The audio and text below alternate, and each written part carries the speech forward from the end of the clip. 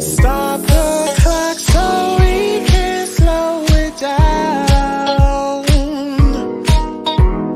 It's time we find our way to a higher ground. All my love is waiting for you to make a move. Stop ignoring boys' faces and get behind the groove.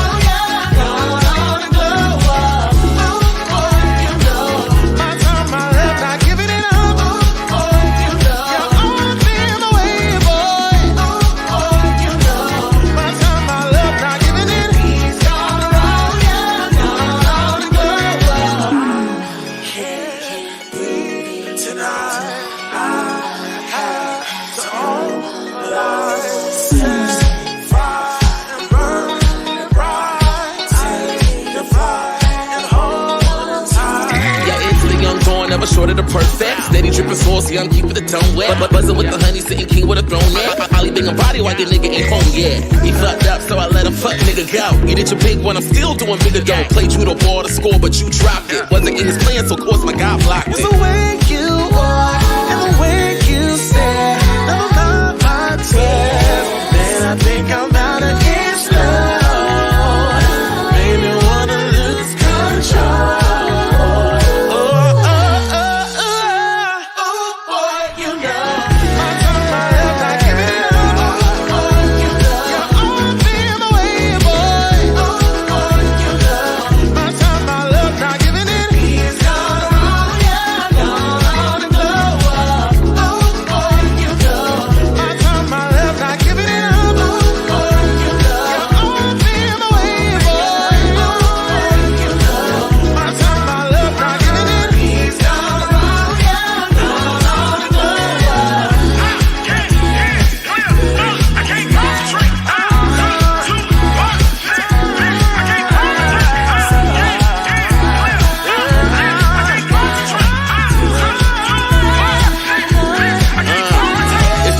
Diddy kitty, I'm back up on the market. Picking a player pocket, I'm about to have him starving. Taking the loops, knocking boots, my body rocking. Never the two, I'm the one, so nigga stop it. Yeah, karma finna pay me stacks. I know your new trick, watching, so relay this back. Finna have it don't lock like a chokehold. I don't got no time for a bro code. Let me go, but I'm letting go. Let go, but I'm letting go. Let go, but I'm letting go. Let go.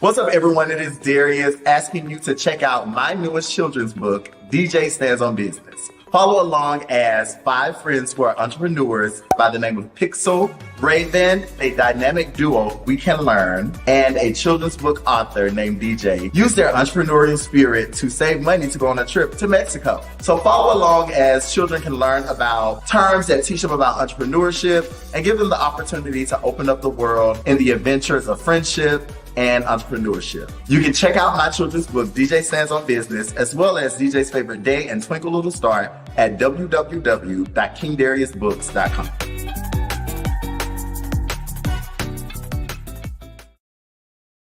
Kitty should leave your boyfriend gloves at the house, okay? Need a daily fix?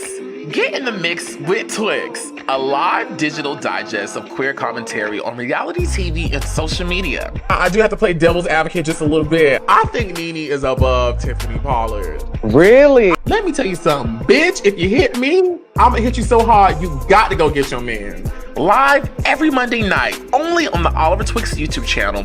Watch and listen as myself and my bestest squirrel and girlfriends get into our favorite guilty pleasures. I know in working with children, we were always taught like children learn behavior through two things, for what's taught and what's allowed. As for me in my house, we would serve the Lord. You see what I'm saying?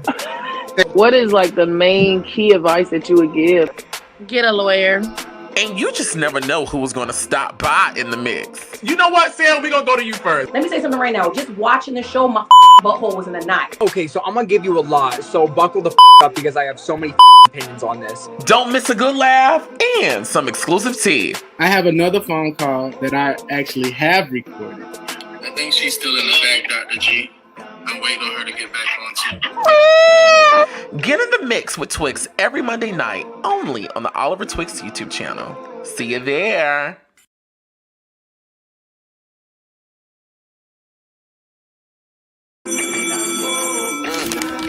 Yeah.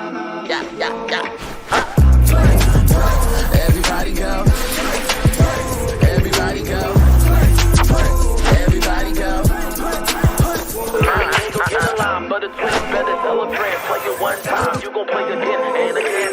Come one, come all, from oldest tenor. CWIS is the winner.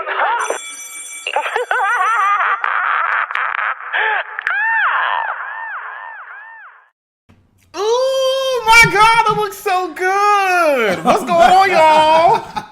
Can you guys hear us? What's going on, y'all? It's Oliver Twixt here, the head in charge, the nerd boy, cute reporter for doing the Lord's work once again. And we are back in full effect.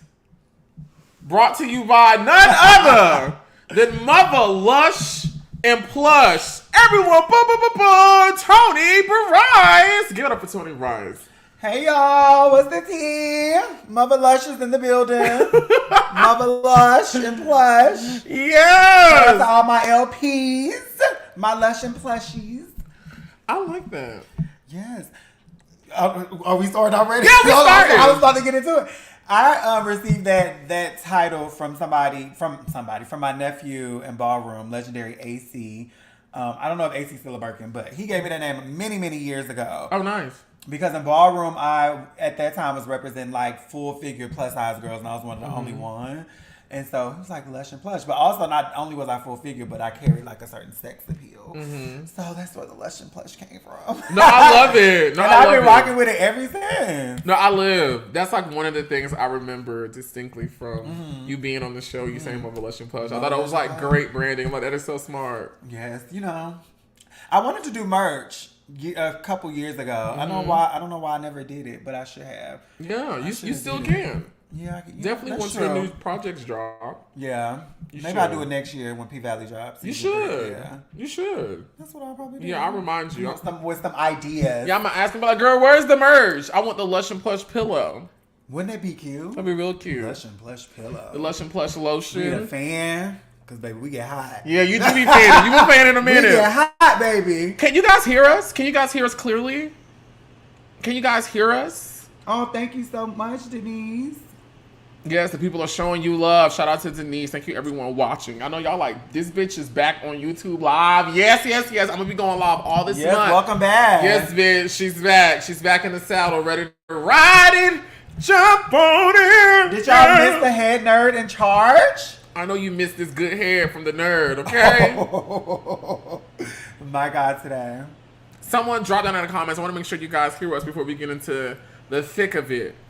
Into the thick of it with Mother Plush. Into the thick of it with Mother Plush. Into the thick of it with Mother Plush. Can y'all hear us? Somebody say something, god damn it! Should I try and go on my phone and see? Maybe. And then I done clicked out of the damn chat. Let me see. Can you guys hear us? Get down in the comments. Let us know. Please let us know.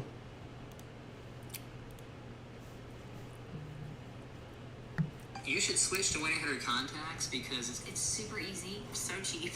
I save shipping. Testing. Oh, that's perfect. Oh, yeah, that's perfect. Okay, cool. Okay, Toni, so before I went on my little break, right? I was interviewing a lot of people from my cast on Chasing Atlanta, which honestly started off as an accident. Like, it really started off as an accident. I don't know if you know the story behind it, but really quickly, I was on Gardini's Bigo when he had one at the time. I don't know if he's made his return back. I haven't been nosy in a good minute. But he's always called me over there on Bigo, and he's like had all these big content days off of discussing my business. And so I was like, well, bitch. You gonna come over to my YouTube, we gonna discuss something. I don't know what the fuck we gonna discuss, but we gonna discuss something. Which then turned into me just interviewing him about his time on reality TV. Because I was like, oh my God, well, I can just do to him what I've done to the people from Top Model and all the other shows. And then it just was really cathartic. Rishi G reached out. He was like, well, I want to do one. Okay, let's talk. And then my friend DeAndre, it just kept going and going and going. It just became really, really dope. And so in me revigorated my YouTube channel, I was like, I want to get back to talking to you guys because I think it's been really dope. And you and I talk all the time, so I thought it would be I thought it was the perfect organic way to get back into being nosy in y'all's business. Oh my God. Well, where you want to start? I first want to say, you and I have been in each other's orbit for years before the show. Yeah, like 2020. Maybe even maybe a little bit before then, before the pandemic, because you came and did a spotlight session with T.S. Madison during 2019. That was before the pandemic. No, that was January of 2020. So that was like right before. Yeah. So at least since 2020. Yeah, but I probably reached out maybe the end of 2019. Yeah, probably so. Damn, and we're in 2024. That's crazy how fast time goes. No, it is. And I remember back then you were talking about being on P-Valley, which we'll get into all of that. The season hadn't even come out. No one didn't even know what P-Valley was, but you were doing interviews about it. And then P-Valley became this big phenomenon. Yes. It's amazing. Everybody loves it. Yeah. And we're currently filming season 3, which we'll talk about, but as much as I can say, but yeah. Yeah. But we've been in each other's orbit as far back as 2020. And I just remember you reaching out to me asking to be a guest on Madison's, I don't know if you said spotlight session. I don't know if you did. I think I did. You could have. I can't remember. I think so. Because I think a couple episodes had already been out. And I was like, oh, this is great. Because it's like her giving a spotlight to people that probably don't already have a platform or a light on them. So, yeah. And I remember talking to Madison and being like, I think she'll be dope. And she actually listened. She was like, okay, we'll set it up. And then we set it up. I can't remember everything. I'll love you to jump in and color it out a little bit more for me. But that was my introduction to you.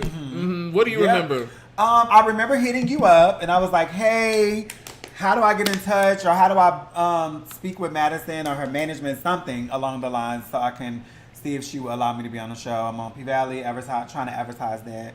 And then I think you gave me Legra's email, and we emailed back and forth, and then eventually we had a date. And I remember going over there. I brought my sister Nicole Sky with me, so it was me, Nicole. And then we had a really good time. It was really fun. Yeah, it was a lot of fun. That was my first time being Chi-Chi. Me and Chi-Chi been cool ever since. I love Chi-Chi. I remember seeing T.S. Madison because that was my first time seeing her in person. And I was like, this bitch is gorgeous. And beautiful. Regina is her name? Regina D! Regina was doing her makeup. Regina D! She was doing her makeup and I was just like, oh my God, this lady is gorgeous. She's gorgeous. She is beautiful. And we did the show. It was great. And me and Madison, we've been in touch ever since. Yeah. She's always been sweet to me. To spend a couple birthdays and everything. I actually have a video that I need to post that we recorded last year. But nice. Nice, yes. So shout out to the TS. Shout out to the TS. Yes, the spotlight session. Oh my God, I remember those episodes. That was something new we were doing at the time. And it brought me into contact with you. Yeah. And I believe we have been following each other on social media ever since then, right? Yeah, I think so. Yeah. And so the next memory I can remember of you was I was talking to Dario about Chasing Atlanta, and maybe I had seen you comment on something, or maybe say something to me about it, but this was like going from season 5 to 6, and I know he was trying to like rebrand it and make it like a thing. And I probably can go in my phone and find a text message. I don't even think season 5 had ended yet, and I was like, you need to add Tonka and Toni Bryce, and it was another person. I can't think it was a more masked guy. But I was like, you need to add these 3 people to next season. Well, thank you. Well, I don't know. I don't know if I did it. I'm not gonna take all the credit, but I do remember being very adamant about him reaching out to you, and I remember it being a little transparent. He didn't think you would want to do it. He was like, I don't think she would want to do it. But I was like, well, just ask her, and I'll try to like talk to her about it and ask her. And I think I had spoke to you. I was like, girl, would you ever do it? I believe we did talk about. I remember it was in 2022. Because he called me. We ended up having a conversation in 22. And he was letting me know about season 6. And I was like, I don't know. I've been running from reality, blah, blah, blah. And so because he had called me in 22, it still gave me that time to decide if I was going to do it. Because we didn't start filming until 23. Right? 23. Yeah, we started filming in 23. And so I remember we had that conversation. I was like, child, what I got to lose? I actually, y'all want to know the realty is, I had a conversation with Nico. Nico? Yeah, Nico Anand, who plays Uncle Clifford. Oh, really? Yeah. And I told him about it in 22, and he said to me, he was just like, Toni, what do you have to lose? But also, what do you have to gain? And I was like, well, damn. Okay. And I think that's what really made me like let down my guard to be able to do it, because I have really been running from it. I have been cast on another show before, and I was oh my god, what was the name of the show? Shit. Web Life. Okay. Web Life with Mikey ATL. That sounds familiar. I don't know the Brandon baby. Excuse me, I'm not Carson being was funny. on I promise I'm not. And I will never forget, I was on my way, I was driving to my first scene, and I was like, I can't do this. I literally was driving to the first scene. I can't do this. I called Mikey, I quit. I said, Mikey, I love you. I don't want to waste your time. I said, but I can't do this. I said, I will show up today and let it just be a cameo. I said, but me being a full cast member, I can't do it. So I literally backed out that same day. He was like, honestly, Toni, it's okay. You don't even have to come. And I don't even know what year that was, but it was, I think they had 2 seasons. I want to say it had 2 seasons, but yeah, it was called Web Life. And so what made you agree to be a part of Chasing Atlanta? Ultimately, it was trying not to operate out of fear. It was knowing that I could still be an actress and still be on reality TV, because breaking that stigma of, the industry doesn't take reality stars serious. And for me, it would have been the opposite, as an actress going into reality versus the opposite. And so I would think of people like Candy and people like Nene, and I'm like, well, they've been successful in doing this. Why, wouldn't nobody else be able to be successful? Yeah. And so when I really like chopped it down to like, none of that means anything. I'm not going to operate out of fear. I'm going to do it. I was just like, just let me do it. Don't think about it. Don't think about it. Because if I thought too much about it, I wouldn't have been on season 6. Yeah. No, go ahead. No, I was going to say, and shout out to Dario too, because we had a really long conversation in 23, and he really made me feel comfortable enough to be like, Toni, I promise you, this is not no setup. I'm not going to have you on here looking crazy, doing nothing crazy. Because my brand, everybody's brand, I would hope, means something to them, and they want to protect it, depending on what it is. But for me, I wanted to protect my brand, and I feel like I was able to do the show and still do that. You did. Yeah. Yeah. I feel like I could have did better, and we'll get into that maybe, but No, we'll definitely talk about the season. I know what made it, what you and Tonka being added was a huge plus for me with coming back, because, I was presently feeling like I had pulled the majority of the weight the last, when did I join? Seasons 3. I feel like I had pulled a lot of weight 3, 4, and 5. And I was like, season 6, I'll be there, but I don't want to be, I don't want to be pulling, I just don't want to be like, y'all need to bring on some other people, some other names that's already established, versus like me, I got on the show and then became something. Bring on somebody who already done did something else, you know what I mean? Yeah. And so I was very happy that you and Tonka were added. Like, that was a large part of the reason why I came back. Yeah. And to know that somebody was new with me that I knew personally was like, okay, girl, we can do this. Yeah, we can do this. Yeah. So before we met you, season 6 of Chasing Atlanta 2023.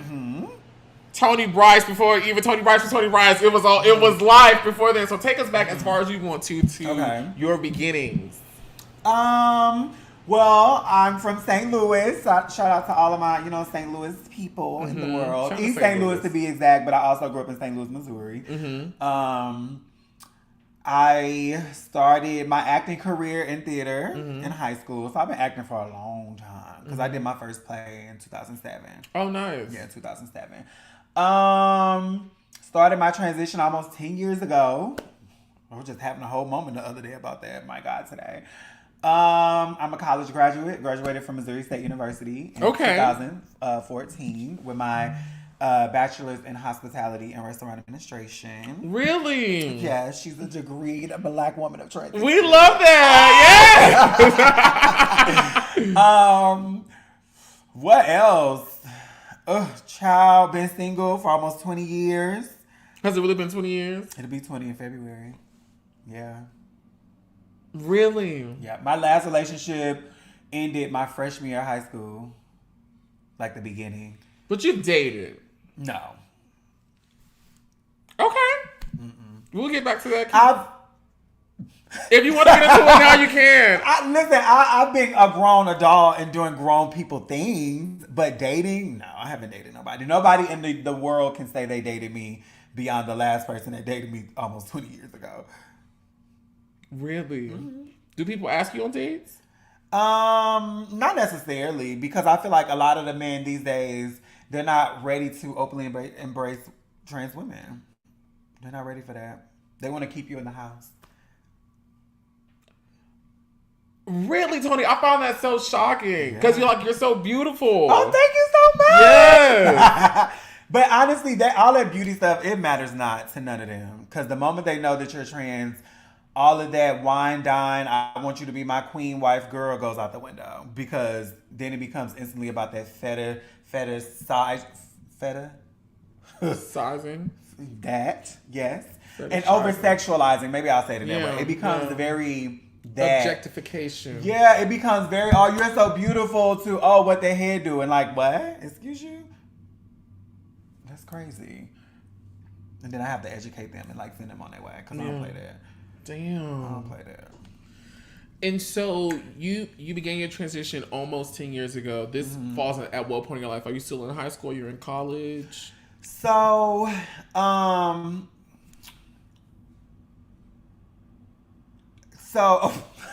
why are you laughing? Because I'll be having to break this down. So this part of my transition, I had already graduated, and I had moved college. Okay. And I had moved to Orlando, Florida. Okay. And so I graduated in 2014. And then in the top of 2015, I moved to Orlando, Florida. And then when I lived in Orlando, Florida, like there was no family, there was no friends. It was just me, my job, because I moved for my job. And so it was really like a place for me to like rediscover who I was. But it's really been longer than 10 years. I just credit the 10 years for the physical transformation.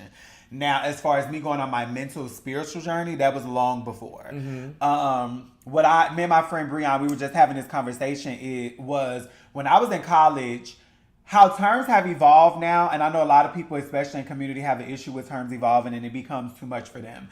But back in the day, I don't know if anybody remembers Love B. Scott. You remember Love B. Scott? I discovered Love B. Scott on TV or on YouTube.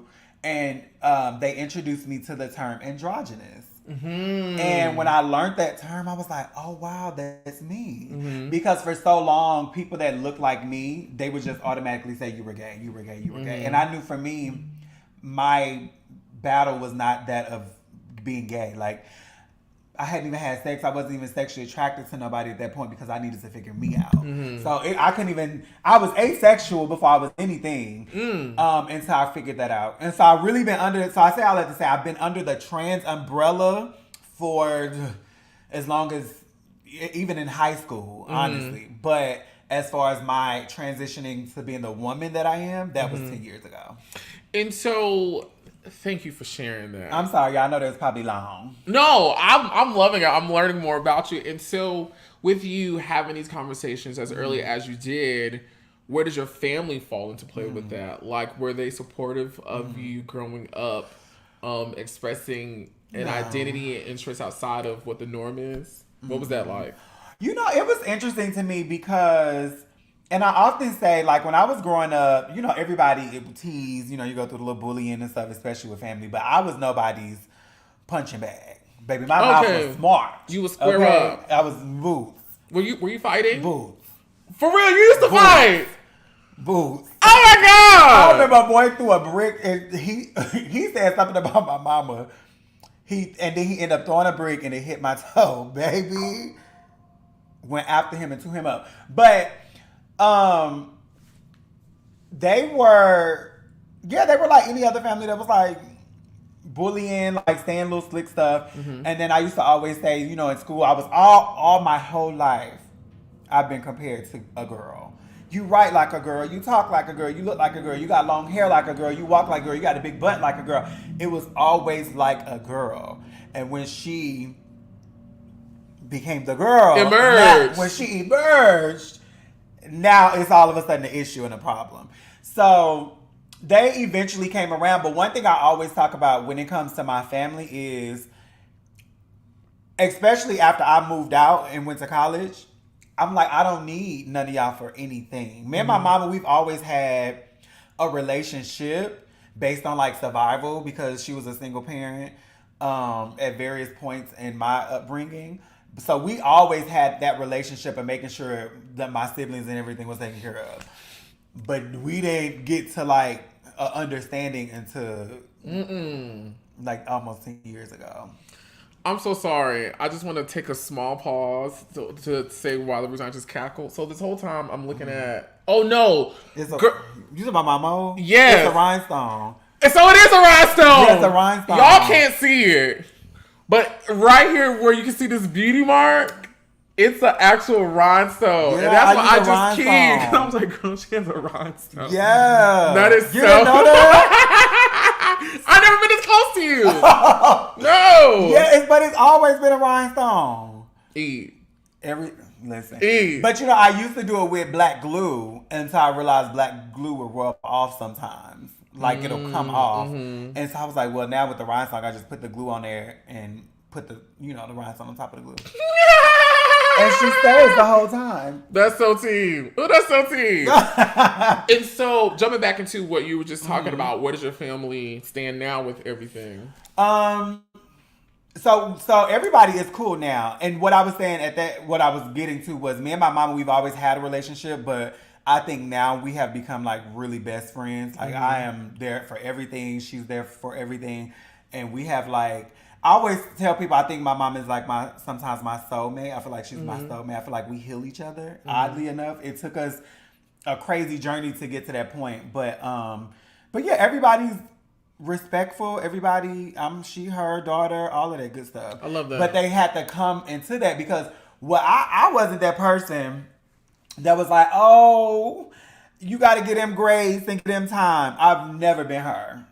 Because you can have as much time and space and grace as you need, just not on my time. I know that's right. So therefore, ding dong, like it just wasn't going to happen on my time. And I can love you from a distance and you can love me from a distance until you get it right. Because I wasn't going into the enemy's camp being misgendered, dead. Well, you really can't dead name me because my name has always been Toni. But misgendering me, all of that stuff, mispronouncing, I wasn't going in the enemy's camp to experience that for the sake of, oh, I got to get y'all time. No. I know that's right. But as of today, in this Eastern Standard Time, all the children have been gathered. And all the children. All the children. I am she, her, daughter, woman. Okay? Yeah, what? Woman. Yeah. So we're good. Everything is good. I love that. No, I love that. And shout out to your supportive Black family and supporting you in that journey. We love to hear that. Love you, family, for those who's watching. Yes. And so you said you basically started exhibiting the outwardly signs of transitioning while you were in school, in college? Yeah. Even like towards the end of my senior year in high school, like going into college. College really freed me because I was no longer under my mother's roof. But college really, like, it was my time to like really express and figure out who I was, what I wanted to look like. In college I did everything from weaves to nails to lashes, heels, dresses, tutus, and all kind of stuff in college. Like, I have all kind of pictures, and that's what I'm saying. At that time, before I discovered Love Be Sky, I wouldn't have known that I was under this trans umbrella, so to speak. It was because everybody at that time saw that and was like, gay, gay, gay, gay, gay. But I was like, that's not my... Y'all talk about attraction. Yeah, y'all talking about attraction, baby. I'm talking about who I am as a person. And I had met the first trans women I ever met when I was in middle school. Who's that person? The people. They. I don't. You don't know. You don't know their name. I mean, I just won't say their name. Okay. I had met them, and this is why I won't say it. But I had met them, and they were doing things that I didn't feel like I wanted to do. Okay. And I internalized that I had to do those things to support my transition. And at that young age, I was like, yeah, that's a no for me. I got you. And that's why I won't name them. But oddly enough, I seen them a couple years ago in 2021 when I was back in St. Louis. How they doing? I hope they doing good. They look good. So I was like, when I seen them, I was like, they will never know that I always tell a story about how they were the first girls I ever met. Wow. Yeah. But I don't name them only because their journey I internalize as something negative for me. And I don't, as I'm growing, it wasn't anything necessarily negative. Sex work is not negative. Like, it's survival for some people. It's by choice. It's a career for others. Okay. Yes, T.S. Madison's the first trans woman I ever seen. Word. In high school. You were okay. Yeah. I was in high school, and somebody sent me my best friend sent me her Vine. Oh yeah, baby, I remember Vine. Yeah, and I remember, and I told T.S. this. I remember like being so disgusted because I was, because at the time you got to think I'm a kid. I don't think I was in 12th grade yet. We had always heard about the earliest conversations I have about things that are not just female or male was Sierra. Everyone was calling her a hermaphrodite. Yes, I remember. And it was basically a person who was born this, but they got two and all this. So I had always heard of what this quote unquote I didn't know what a trans anything was. Yeah. I had only heard of hermaphrodite. I remember that. And so once my friend sent me this, I was like, "Oh, this is what that is." And I was so confused. I was like, "Oh my god!" I was like, "Oh no!" But then, like years later, Funky Dineva posted her going off on this girl, and I still had this phone saved in my phone. She was going off. She had this blonde hair wig. And she was going off on some girl. She was going off on her, but he had posted her and was like, "This is a trans woman from Miami." Yeah, and I was like, "Oh, okay." And I saw it ever since then. I've known who T.S. Madison was. But yes, just wanted to share that story right fast. And the term hermaphrodite for the people has evolved to a term called intersex, just FYI. Oh, love that. Love the education. Yeah. So when you're assigned at birth, you're male, female, or intersex. And that's all based on like scientific chromosome type stuff. All that shit. Yeah. And so take us back to those early days of you transitioning, like what were those early conversations like? Okay, this is what I'm going to do, and how did you go about doing it? Was it a mentor? Was it an experience? Was it a conversation? Tell us. I'll take us back to 2012. I always call 2012 my year of self-love. Okay. And that's because like that was the year I really like freed myself from the religious institutions of it all. I got tired of going into places where I wanted to serve and be a part, and they were like, "No, you can't because you're this or that." And I was just like, okay, God, like I'm tired of this. Like, what's up? And I remember I was in college, and I remember we had this conference called Missouri Statewide. It was all the gospel choirs at each college campus. We would come together and we have this big conference weekend. And I remember saying, okay, dear God, if you love me, okay, dear people, if you love me, like, let me know. Just let me know. Like, let me know. And so I remember this lady at the conference, she came up and she said, "I just want to let you know God loves you." And I said, "Oh." And after that, I remember coming home. I wrote letters to everybody I feel like that like traumatized me or like broke my heart, whatever. I wrote those letters. I cried my eyes out. I never sent them the letters. And I just like began my healing. And from there, I started doing so much research about transitioning, about what is it like to detransition. Like I wanted to know everything because I wanted to do that mental, spiritual work before we got down to the physical. And when I moved to Orlando, that's where I really started. I changed my name, and I wasn't legal at the time, but I changed my name in my work system. How I started showing up was different. My pronouns became different. I remember the first time I went to a wedding. Mind you, I had already been in heels and dresses and all that stuff in college, but as a person who's now trans, I remember the first wedding I went to where I was like, as I am, and I was like, oh my God, I sat in a car, y'all. I sat in a car, just like, can I do this? Can I do this? Wow. Yeah, I was gagging. As a person who already like was who I was, I was gagging. I was really gagging. Wow. And yeah, and I remember later that year, I called on my birthday. I called my mama. I was like, "Ma, I'm not spending the next X amount of years. Is this? I'm transitioning." And she was like, "Okay." And then I remember that following year in 2016, I moved to Atlanta, and she came with me to my first HRT appointment. What's that? Hormone replacement therapy. So when I started hormones, so she came with me, and here I am. Yes, here I am. And so, what were some of the initial reactions to you showing up in the world as a woman? And I mean, take us even back to college, because you being on a college campus wearing heels and dresses. Oh, now that was an interesting time. I remember there was this party called the Masquerade Party. It was thrown by the Deltas, and I have the picture somewhere, but I had on like a tutu, this black tutu. I had on like this just regular black V-neck shirt with some wings. I had my hair, because I used to have really long hair, natural long hair too, because now I'm wigged out. Yeah. And I remembered like boys at the party just kept trying to dance on me. And I was like, oh my God, like they don't know. And I just was never comfortable because I just wanted to be out with my girls having fun.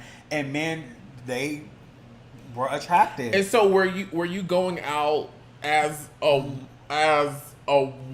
woman, or were you going out as a bush queen just getting up in geesh? I go out as a bush queen just getting up in geesh. I mean, I never identified as a bush queen. Okay. You know, I was so you never identified as a bush queen. Never. No. You take me through the journey of identity. It was what and is what.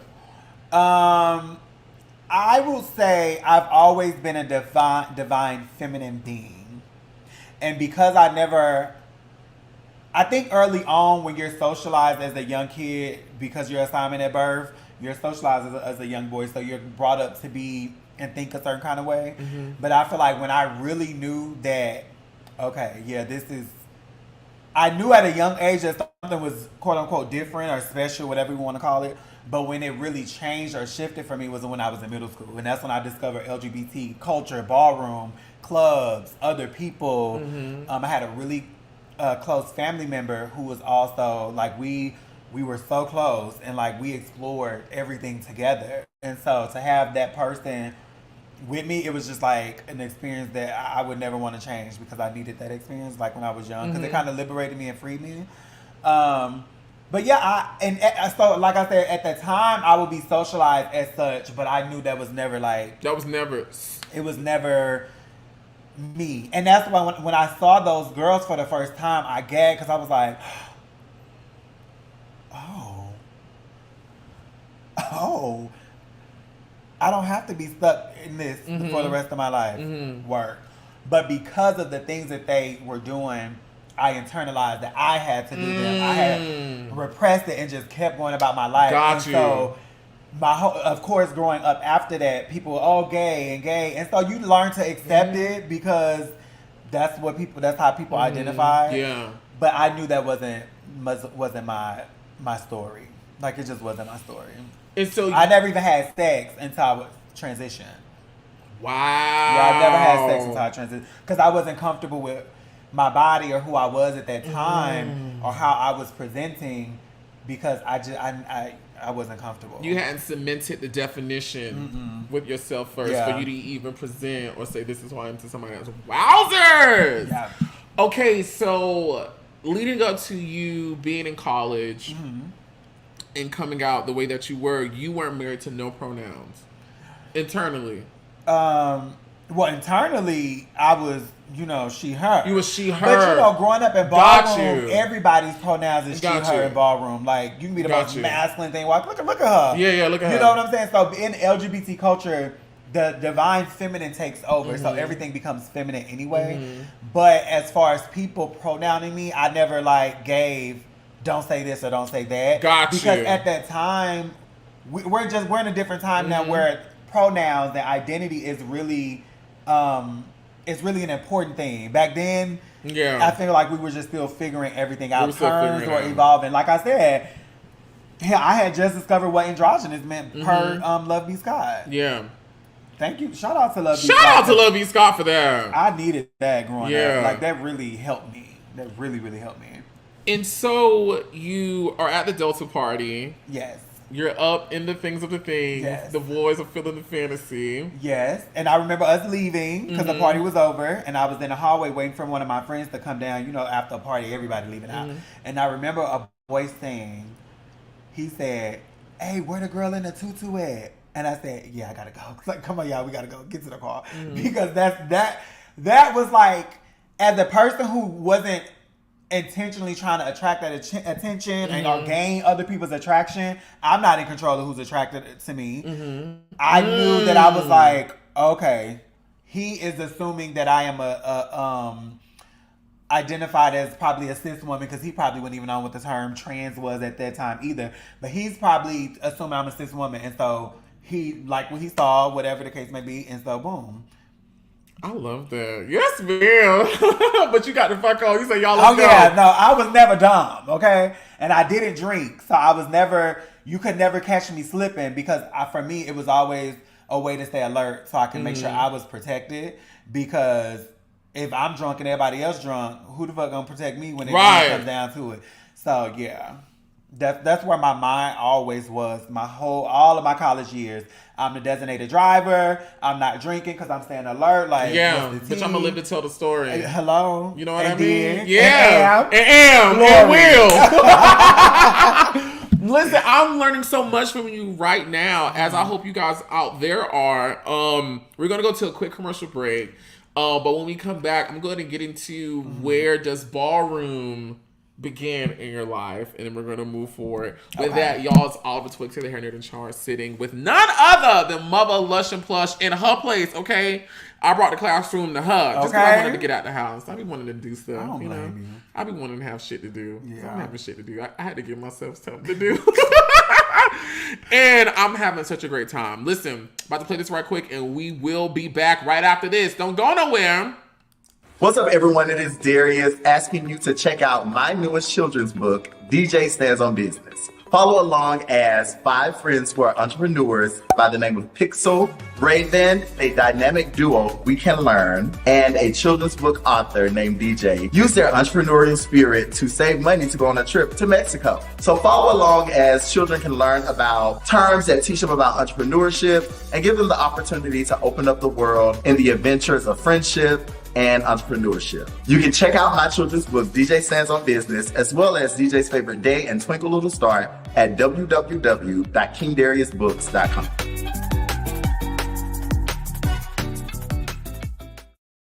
And we are back. It's Oliver Twixt here with none other than Mother Lush and Plush, talking about all things Toni Bryce. Yes. I want to know, where does Ballroom enter into your life? Because it's a huge part of who you are.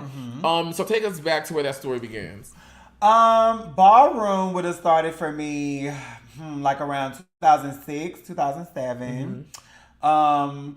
I discovered Ballroom. I can't really pinpoint where I discovered it. I remember being at a club in East St. Louis. It was called the G Spot. G Spot. And we be in there twerking to Gucci Mane. Go ahead. Shawty gotta, baby, twerk it down. And I remember being in there and like the kids in there used to be voguing. Mm-hmm. And so once I learned what that was,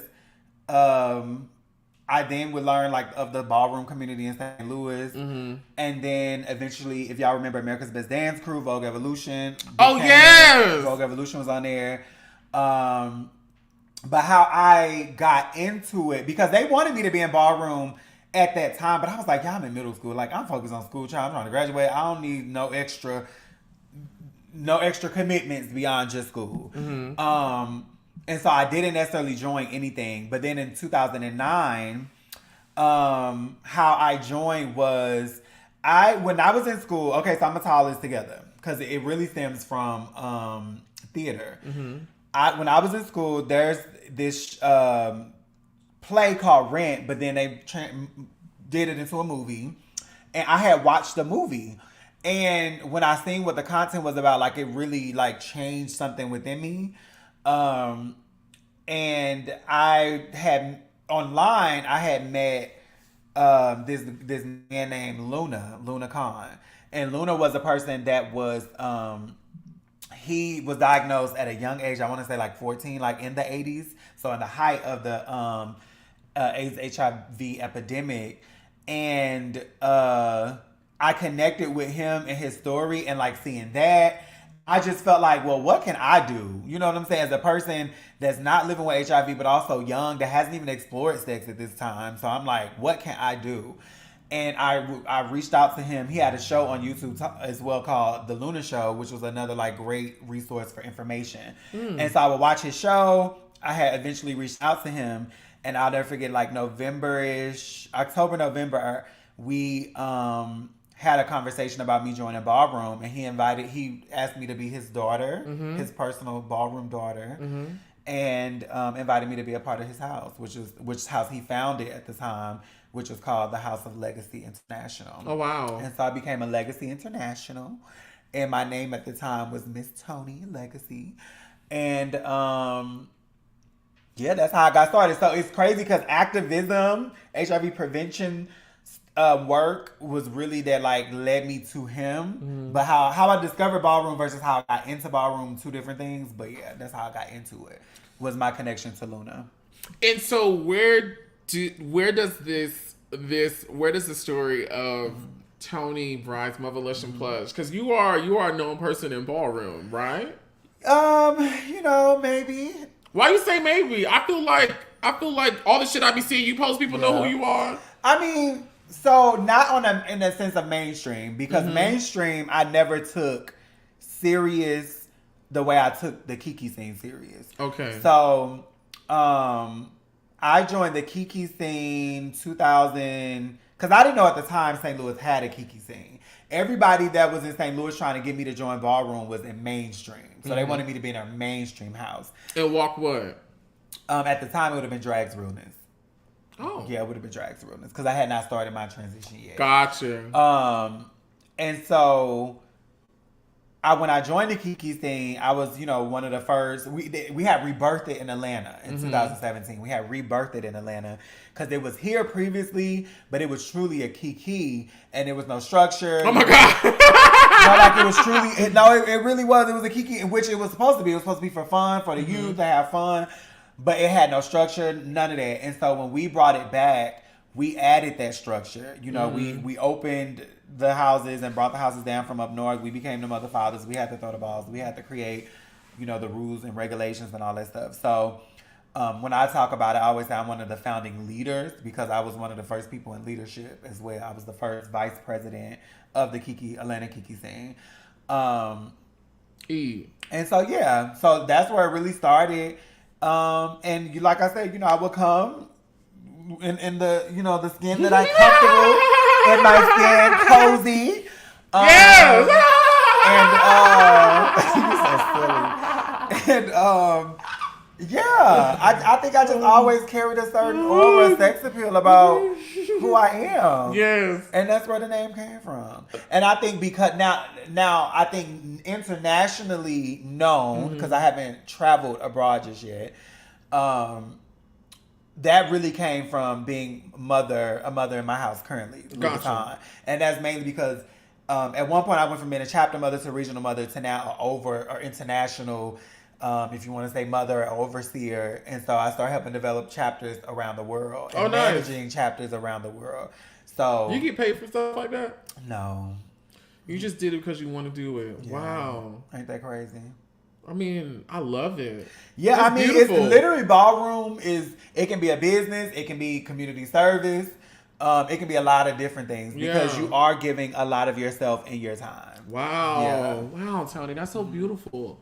And so what is your standing currently in the ballroom scene, and what are you trying to achieve in that arena? Well, present day, I'm still an international mother figure and overseer to my house, the legendary, luxurious House of Christian Louboutin. And yeah, I mean, present day, and as far as Atlanta goes, I'm just still mother, just doing the work, developing kids, trying to be strategic in how we do things in terms of ballroom, having kids that are doing major things outside of ballroom, because that personal life balance is essential. Like you can't just be all about ballroom and not have a personal life. I'm a legend. I'm the first femme queen legend in Atlanta, and also the first face legend period of Atlanta. I know that's right. And I ain't really got on makeup tonight, y'all. So it's I know that's right. a little concealer under the eye. No, you look good. A little lip, But yeah, and so I'm a legend. The first one. You do look like one of the Braxtons. I do. No, you do. No, you actually kind of do. Tell them to put me on the show. You do. I'm actually going to their premiere party Thursday. Really? For the premiere of the Braxtons. No, you actually do kind of look like one of them. It's crazy. And every time I say, today I went to go get my prep injection, he was like, what's your name, Toni? He was like, oh, Toni Braxton. And I was like, well, it's funny because I'm Toni Bryce, but they always say Toni Braxton to be funny. Yeah. No, you do look. You do kind of. Yeah, it's crazy. It's crazy. And so the next thing I want to get into is Toni Bryce, the actress. Where does that start? I've heard you mention in this conversation and in our own personal conversations, you started as far back as being a student in school. So take us through that journey, because you're doing it really big now. Listen, I'm trying. Okay, it's hard out here for a PM. I remember being in high school. I was at Riverview Gardens High School, and I wanted to be in theater because I had did a play. I was Santa Claus in elementary for a little school play. And I was just like, I want to act. And my school Santa Claus is wild. The ho, man. Santa Claus is wild. And I wanted to act, but we didn't have an acting program or theater at that high school. I do want to say this. I really hate to interrupt you, but I do want to say you've shared with me your photos from back in the day. Toni wasn't. Wait, which one? You shared with me. Yeah, it was something in the theater. When I was in kabuki style makeup or something like that? I don't think. I'm pretty sure if I scroll back in my phone, but it was definitely you in a school setting. Okay. In your theater setting. Okay. But you were giving. You were definitely I try giving. to do what I can. No, you were giving. You were giving. Yeah, and so I was at that school. We didn't have anything. So then that school lost accreditation. So we ended up going to McClure Senior High School, and they had a full-on theater department. Like that little medal up there, the little blue and gold. That's from, I was inducted into thank you. I was inducted into the International Thespian Society. Oh, nice. Yeah, from Troop 787. I'm going to say, what's your troop number? 787. I know that's right. And Madonna's also a member, and a bunch of other people. But anywho, yeah, so that's where it started. Now, after I graduated and went to college, I didn't do any acting, but I did a lot of hosting, which still is a part of acting. You got to make shit up. You are entertaining the crowd. You're improv, you're doing a lot of that. And then when I moved to Orlando in 2015, I started doing acting again on film. Oh, nice. And so at that time, it was more so background for like indie films because they weren't filming anything major in Orlando at that time. And when I moved here at the top of 2016, that's when I started auditioning for roles. And I got my first, co-star role on a web series. I was in a film. Later that year, I started doing background for television. Star and The Quad were literally the first 2 shows I ever did. One was on my birthday. Yeah, in 2016. Star and The Quad. Yeah, The Quad was first, and then Star was literally like that following weekend. I remember they were filming The Quad October at Morehouse. Yeah, we was on Morehouse campus. I hated y'all. Wow, right? So you were on campus at that time. I was on campus when they filmed The Quad. Then they filmed that movie Hidden Figures. There was a third thing that got filmed in our campus. But like it was nothing to come out of class and see Taraji. What was the lot or the space where all of the land was? That's what they call. I believe we still. I don't know. We call that. Do we call that the Quad at Morehouse? I'm so far removed from Morehouse, but that was actually an actual quad where y'all was filming. That was an actual quad. And what's the name of the Poplar Dorm that everybody wants to be a part of? Child, I don't know. Oh, okay. I don't even know about that ignorant bullshit. Just get your fucking degree. Do them niggas that was wanting to be doing? Do y'all got y'all degree? Is the question. And do I need you to hang mine? Yes. But yeah, and then it just really took off from there. And in 2017, I got my first starring role in a web series, which was Twisted. And it just really took off from there. And then as far as TV, where I'm acting and you hear me, not just see me, but hear me, was I auditioned for P-Valley in 2018 and then filmed in 2019. P-Valley was like your first? That was my first major audition. Wow, and you got it? No. I auditioned for Uncle Clifford. Really? Yeah.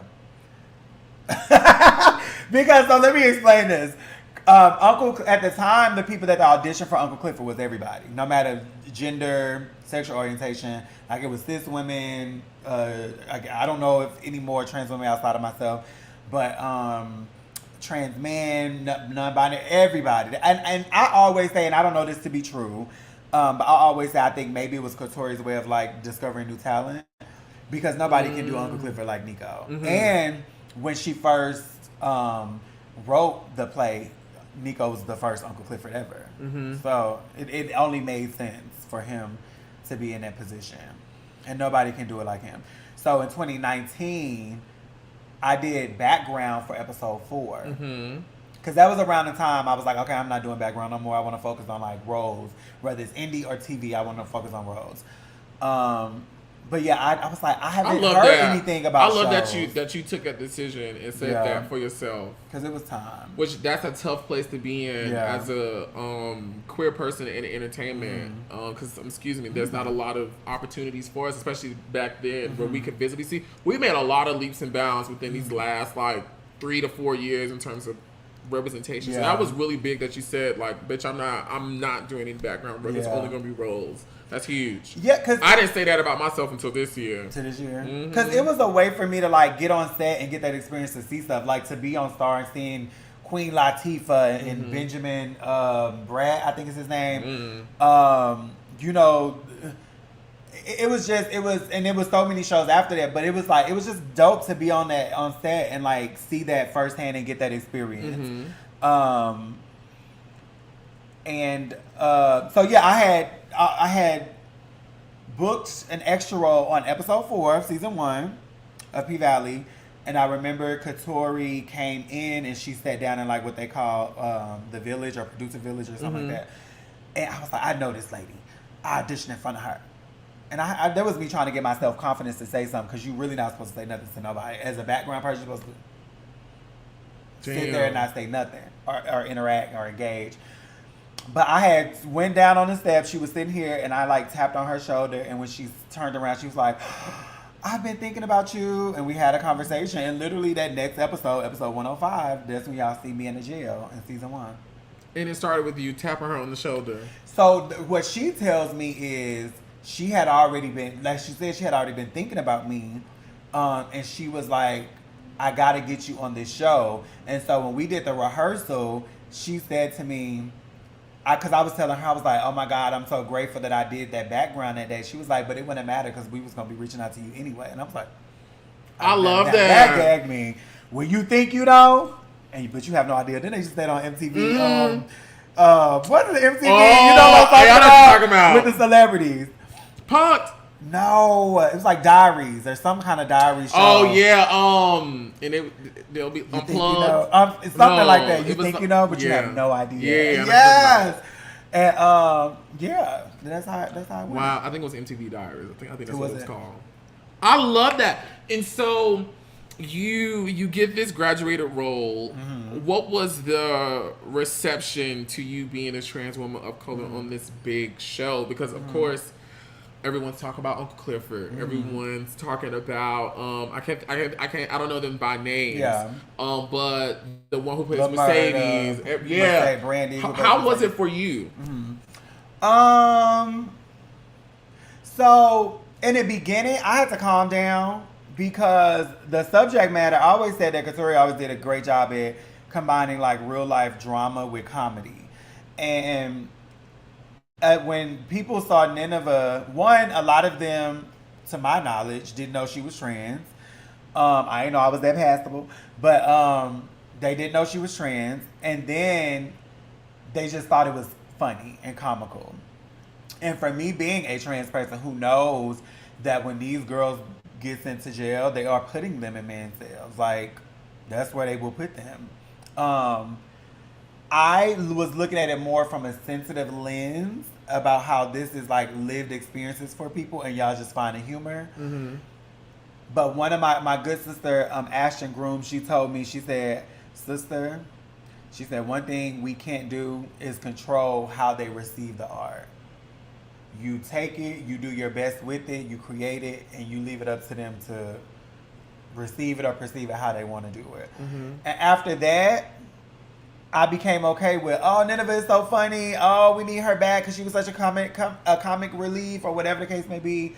But in the beginning, it was a little tough. Mm-hmm. And me and Katori actually had a conversation on Twitter about it one time, where she supported me and how I felt about it. And then it was this negative comment that some random Twitter person had left, and I think she responded to it or retweeted and was like, "This is the ignorance," and da da da. And I was like, see, that's what I'm talking about. I love that.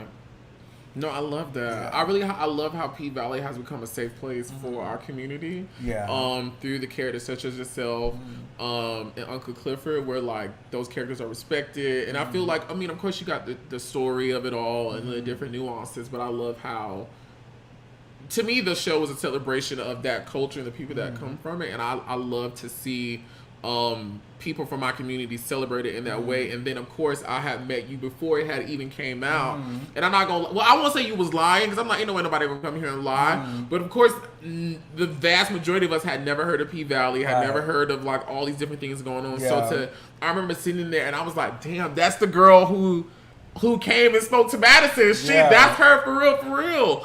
I think it's so commendable. I think it's so dope. How did you go from the role in the time you had season 1 on camera to it being expanded the following season? I always say there was some magic in that "Hey Girl, Hey," because she says a few lines before Uncle Clifford comes in, and when she sees Uncle Clifford and she says "Hey Girl, Hey," it's like, I know you. Mm-hmm. And I think in season 1 of P Valley, if anybody remembers, she didn't really have a village of anybody queer or trans around her. Mm-hmm. It was literally her and the dancers. Mm-hmm. And then, of course, Lil Murda, who was still trying to figure himself out. But as far as having a chosen family, a village, she had none of that. Mm-hmm. And so I think that "Hey Girl, Hey" segued into, season 2. And actually, Patrick did talk about that they were, shout out to Patrick Ian Polk. Shout out to Patrick Ian Polk, the icon. When they do press and stuff, they were talking about what does it look like for Uncle Clifford to have a friend group outside of the Pink. Mm-hmm. And I think that "Hey Girl, Hey," well, he said in it that they wanted to explore that in season 1.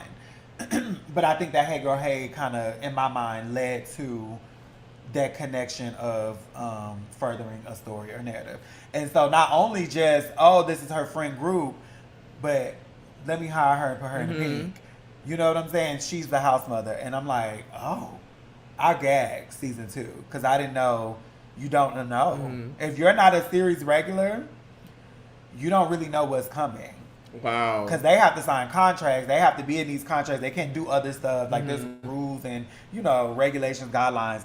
But with us who are coming in as co-stars for, you know, however many episodes, I was in 5 out of 10 last season. I would know when I had to film until like 2, maybe a week beforehand. Wow. So I didn't even know sometimes. Am I going to be in this episode? Am I not going to be in this episode? I would just know when I get the email. Yeah. Has being on this show benefited your career? Like, has it brought you new opportunities, more opportunities? Absolutely. So I've been very grateful and fortunate that the 3 things that I guess you can say I'm known for or that I've done that people know about have all come from like literally through connection and I think like divine favor, if you will. The casting director who casted me for P-Valley, her partner he sent me an audition for She-Hulk. I didn't even submit myself. I didn't even have an agent at the time. That's the gag. So even how I came to know about P-Valley was the first woman that put me in a web series, she sent me the audition. Because it was posted in a Facebook group and she sent it to me and I sent the little materials that I had to an email. And then, so the casting director who cast me for the show, her partner sent me the audition for She-Hulk. I did have to audition, but I got it. So I'm thinking, well, maybe, I don't know, you know, they have to essentially pick who's going to be a part, but maybe because I had that connection, you know what I'm saying? In which then in turn led me to be the first Black woman of trans experience to have a speaking role in the Marvel Cinematic Universe. I think that is so freaking tea. Shout out to Chase Paris casting. I think that is so tea. That is so tea. You know, and I didn't even know that had happened. Shout out to my sister Dominique Morgan who told me. I didn't even know. Shout out to Dominique Morgan. She the one that told me that. I had no idea. And then if we want to talk about the Shy, vote Victor. Me and my sister Monroe Elise, we were doing reviews for season 5 of the Shy, and just organically doing reviews because we enjoyed the show. Our sister Lorraine, Giselle, she was on the show, and we was like, "That's a trans woman. Let's show her support by reviewing and like giving her that support." Love that. Lena Waves, she saw our reviews and she gave us she let us host an official after show. I love that. With Jason Weaver, the legend himself, and our sister Lorraine. And then season 6, she brought us in and she put us on the show. Didn't even have to audition. So like that's why I just feel like my career so far has really been, I love that, Toni, just beautiful, like divine favor. And don't get me wrong, a bitch has to audition down, and I do. But the things that I've gotten, and that's one other project that I really haven't talked about because it ain't came out yet. But it's a movie called The Takeover, or it's called Takeover, that stars Quavo. And I'm in the film too. So. Go on! And you can look it up on IMDb. You'll see the credit, but I don't know if it's going to ever come out. We'll see. How many people from my cast got an IMDb page? That was so mean. I'm sorry. I'm sleepy. I'm sleepy. That was so mean. I'm so sorry. It's just I'm sleepy. See, so when you get sleepy, that's what it's. Oh yeah, I don't give a fuck. When I get sleepy and hungry, it's fuck it. It's just effing. Yeah, it's fuck it. Yeah. So I've just been very grateful. My career, I've been very, very, very, very grateful. So you're coming back for season 3 of P-Valley. And we're currently as filming. Can you say? Still a recurring. Co-star. How many episodes were you in on She-Hulk? Just one. Literally the first episode. The first. Yeah. Any feature with that?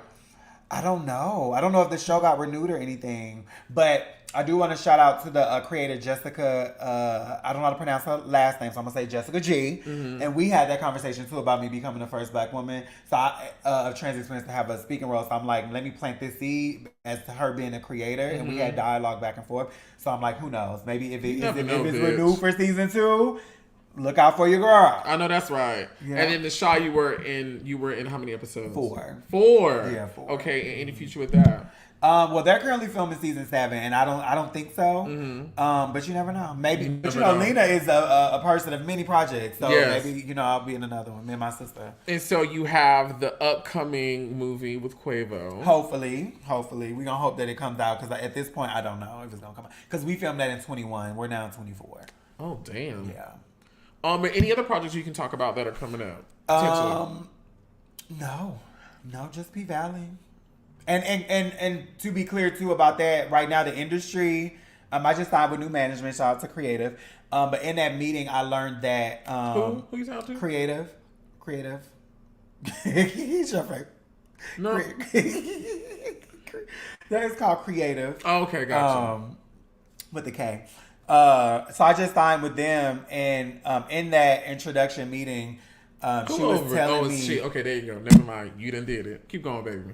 She was telling me that the industry right now is operating at like 20 to 25%. So if you're working right now, like be so grateful because with the strike that happened last year, it's like the industry still trying to recover from it. But starting in 2025, it should be back to what it was. Gotcha. Hopefully, since the strike is officially over, both the writers and the actors. Yeah. And then I think that kind of the production union.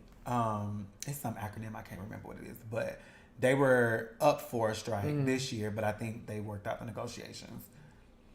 So we should be good to go back full force 2025. How is it being a trans woman working in the professional realm of TV?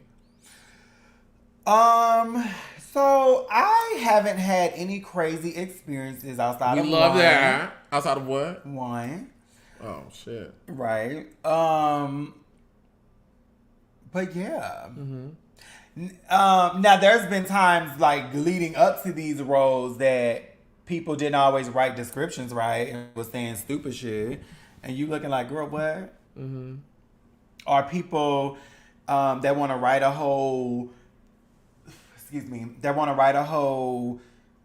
script and didn't involve trans people, but want to talk about or tell a trans story. And then they bring it to you and say, can you read this and look over this and see if I got it right? Well, you would know if you incorporated me in the process from jump. We wouldn't be here. We wouldn't be here. And then you want me to read a whole script and give you, are you paying me? See, I did so much stuff for free over these years. So much stuff for free. You've learned a lot, huh? I have. Me too, baby. Oh, I have. And I'm ready to spin the block. Yeah. So, yeah. I mean, as far as me being an actress on set, I've only ever had one experience. Do you care to share? Or yeah, I can. So it was one of the young ladies, and it was a teachable moment. I will say that. But one of the young ladies, we were on set. This is my first day as house mother in season 2 of P Valley. Oh, gotcha. Okay. And we were in the locker room. Then we went out to our chairs, which we were in the pink, and she says to me, how do you identify he or she? Was a follow-up. And so instantly in that moment, my blood started boiling. I bet. And my response wasn't that of no kind of grace or empathy. And I don't have to give any of that if I don't want to. You don't? You wanted to light into her. I did. I did. And I essentially, I don't even remember what I even said in the moment because it was so quick. My reaction was so quick. But I just was like, girl, huh? Like, do you not see these titties on my chest that I just purchased? You think I'm doing all of this to still be a he? A him? So my thing was, you're asking two different questions. You're asking, how do I identify? That's one. And you should have asked, what are your pronouns? Right. And my thing was... Because you've already locked me into these two, and you don't even know. You don't even know. You would have been fine just saying, how do you identify, and leaving it at that. Your problem was asking me, how do I identify, and giving me options. The wrong option. Yes. And my thing was, I know y'all used to saying Uncle Clifford, who is a non-binary individual who goes by she, her pronouns. Yet in her presentation, it's this beautiful balance of femininity and masculinity. But I don't need you to get that confused with my actual identity of being a black woman, a trans experience. Black woman. Woman! She, her. hormones in the thighs, breasts, surgeries, hair, legs, all of it. You know, body. Okay, work handy. So yeah, we had that moment. She apologized, and you know, we were able to move forward. Oh, that's beautiful. Yeah, like you were able to move forward. Yeah. Mm-hmm. Glory. Because I was hot. But I said, and you know, honestly, I thought before it would have been a black woman, cisgender woman, I would thought it would have been a black man, cis man, and it was not. But you know what? They were have been the most kind.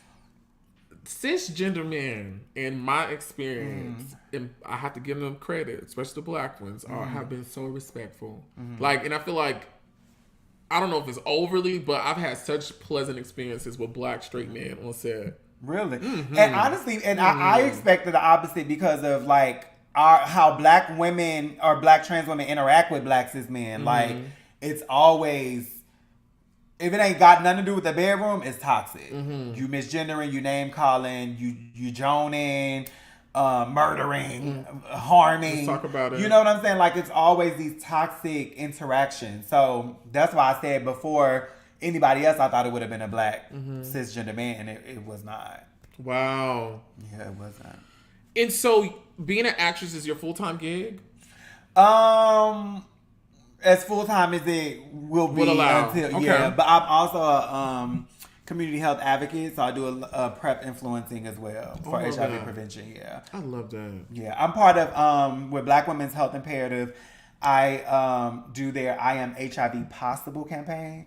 And so a lot of people have probably seen me post this on my social media, and just talking about really or advocating for people to get on PrEP, all black women, because PrEP is for all black women, which is an HIV prevention medication that you can either take daily via oral pill, or you can do injections, which I do injections. I just had mine today, actually, gag. PrEP. A PrEP, yeah. I love that. Yeah. And a lot of people read it and they're like, I remember I had did some tabling with Raheem Devon. What's table? Table reading? No, just tabling, like putting out, you know, things on the table, like an got you. A vendor table or exhibit table. Gotcha. And the women, they were reading it and they were like, "Oh, give me a hug! I'm glad you shared your story." So I think they were reading it as I am HIV positive versus HIV possible. Because the language is, yeah, because anything is possible, honey. Okay, for a plane. Yeah, anything is possible. So that's part of what I do. I'm also Atlanta co-community captain for ViVE Healthcare's Risk to Reasons program. So I do both. I do my acting, which is never consistent, and one day it will be glory. We're gonna claim that. But outside of that, I do work within HIV prevention world. I love that, Toni. Yeah. Toni, you just so freaking amazing. You just out here doing the Lord's work. I try. But you're doing it. You're not trying. You actually are doing it. Okay, I'm doing it. Yeah, and that's why. That's why I really like you, because I've always just gotten very genuine energy from you. Honestly, like I don't feel no wishy-washy shit, and I don't even. You know, the girls they speak about me over the years about he funny acting and stuff like that. Like I don't be on the phone with the girls just keying and talking and calling them and texting. That's everybody don't get that, but I've always just gotten really great energy from you. Like so, yeah, and I just love everything that you're doing, and I mean, I just believe that. As you continue to do these great things will come to you. Thank you. I receive it. Yeah. And I feel like I deserve it too. So you do. Yeah, because you work hard on your shit. Oh, I do. She's looking at all her trophies and accolades and ribbons and certificates and things of that nature. I got one coming up. I know that's right, which is Pioneer of Community at the Trans Life Awards on August 31st. I saw that. Congratulations, Jay. You posted that. Congrats. Thank you. Thank you to Atlanta for seeing and honoring, because baby, they've been overlooking me for years. The thing about Atlanta is, baby, we just appreciate when they do turn their head, okay? Listen, we just say thank you, We just say thank you. They would bring a girl in from Tubuntu. From Iceland. Before they uplift somebody. And it's 10 girls up the road that's working. I never understood it. Which is why, honestly, I live in Atlanta, but as a young creator, that's why I was like, you know what? I got to get shit outside of this Atlanta black scene, because if I'm waiting on the Atlanta black scene to see me, bitch, I'll never get it. Which is why, girl, let's talk about the top model, because it's 10 of y'all punks talking about housewives. I'll be the only one talking about top model. Yeah. Well, y'all want to be on Bad Boys, but let me go try to get on The Circle. You know what I'm saying? You know what I'm saying? But that's being in Atlanta. The culture is the girls that can do stuff in the city, they won't do it with the girls here. They'll spend $10,000 bringing a bitch up the road when they can spend $5,000 bringing 10 from the neighborhood. You know what I'm saying? Which is insane to me. And usually and what treat the girl them like royalty. And treat them like royalty. Like you just another girl around the corner. Which, from my vantage point, what I've seen, what girls have had to do is build their own shit, do shit other places, and then the girls are like, oh yeah, come, blah, blah, blah, blah. It's like, girl, but it's okay. It's the culture here, you know. I ain't mad at it, is. but it's the culture here. Yeah, it's literally the culture, and I knew that a long time ago when I was one of the only black. Trans period, but one of the only, if not the only, black trans woman that was an actress in the LGBT indie circuit. So like during the times when like Chasing Atlanta first started and all of that, I knew Lyric, and I was filming on a show he did like called The Girls. I didn't even know that the web world existed, and so like, but even before that, I was doing other shows and. They would talk about all of these boys that are a part of the web series world and will rarely ever talk about me. And that's why I always give Mikey, Hey Mikey ATL was his brand at one point, his just do because he always made sure I was seen. Is Mikey big on TikTok now? Yeah, he do like reaction videos light skin with dreads. With dreads? Yes. Oh, yes. wow! Yeah. Okay! I love that. Yeah. He always gave me my roses, always. So I've always appreciated him. But yeah, I was one of the only girls because the thing was a lot of times people, the content creators would go get trans women who were not actors. Like they'd be influencers or they'd be in pageant world or wherever. And that's where they would get them. And I think maybe, and to their point, maybe that was the only girls that were available that they had access to. But when I came in as a person who was acting and this was my passion and career, there was nobody else. And they was not giving me my life at all. They would call me. I didn't even have to audition at one point. They would just, when I got on Twisted, I didn't have to audition for nothing else ever again in the indie. They would just call me, hey Toni, can you be a part of this? Can you film this? I want you to do this. And of course I was always like, yes. Were they paying you? No, I never got paid. The only show I ever got paid from was the first show I did. Wow. Which was All That Shabazz. Shout out to Shawnice Williamson. That was the only time I ever got paid. But I also understood that a lot of these people as indie content creators, that wasn't a part of the deal. So I went in knowing that, and so I never expected it. So it's not no shade to nobody because I knew what I signed up for. Exactly. Because for me, it was about building my portfolio, building my reel, building my resume, in exchange for, being on this show. No, I've done the same thing. I've done shit for free to build my resume and get exposure. Boo. And the shit paid off. I'm glad I did it. You know what I'm saying? The kids don't like doing that no more. I was just talking to somebody today. I was like, don't nobody like volunteer no more. Volunteer. Yeah. Show somebody why they should be paying you. And I'd be like, be somebody. Yeah. If you want to go somewhere. Okay, you better wake up. Okay. And pay attention. And volunteer. No. Okay, and volunteer. Right. And vote while you at it too. Okay. Vote, darling. Vote. Listen, Toni, I've been learning so much about you, girl. Thank you for sharing about Miss Ballroom. And we got into your acting. Now we're going to get into the mess after this commercial break. We're going to get into your time in reality TV, which in this moment has only been Chasing Atlanta season 6, right? And outside of one time I backed out. But and you backed out. So we're going to go to one last commercial break, and we're going to get into Mother Lush and Plush's experience on season 6 of the hit web reality TV show, Chasing Atlanta, branded as Chasing Forever. Yes. Are the girls still chasing forever? I am. I know that's right. Forever. Okay. Forever. Forever. Forever, ever. Listen, y'all don't go nowhere. It's Oliver Twixt with Toni, Bryce, and we will be back right after this. What's up, everyone? It is Darius asking you to check out my newest children's book, DJ Stands on Business. Follow along as 5 friends who are entrepreneurs by the name of Pixel, Raven, a dynamic duo we can learn, and a children's book author named DJ use their entrepreneurial spirit to save money to go on a trip to Mexico. So follow along as children can learn about terms that teach them about entrepreneurship and give them the opportunity to open up the world in the adventures of friendship, and entrepreneurship. You can check out my children's book, DJ Stands on Business, as well as DJ's Favorite Day and Twinkle Little Star at www.kingdariusbooks.com.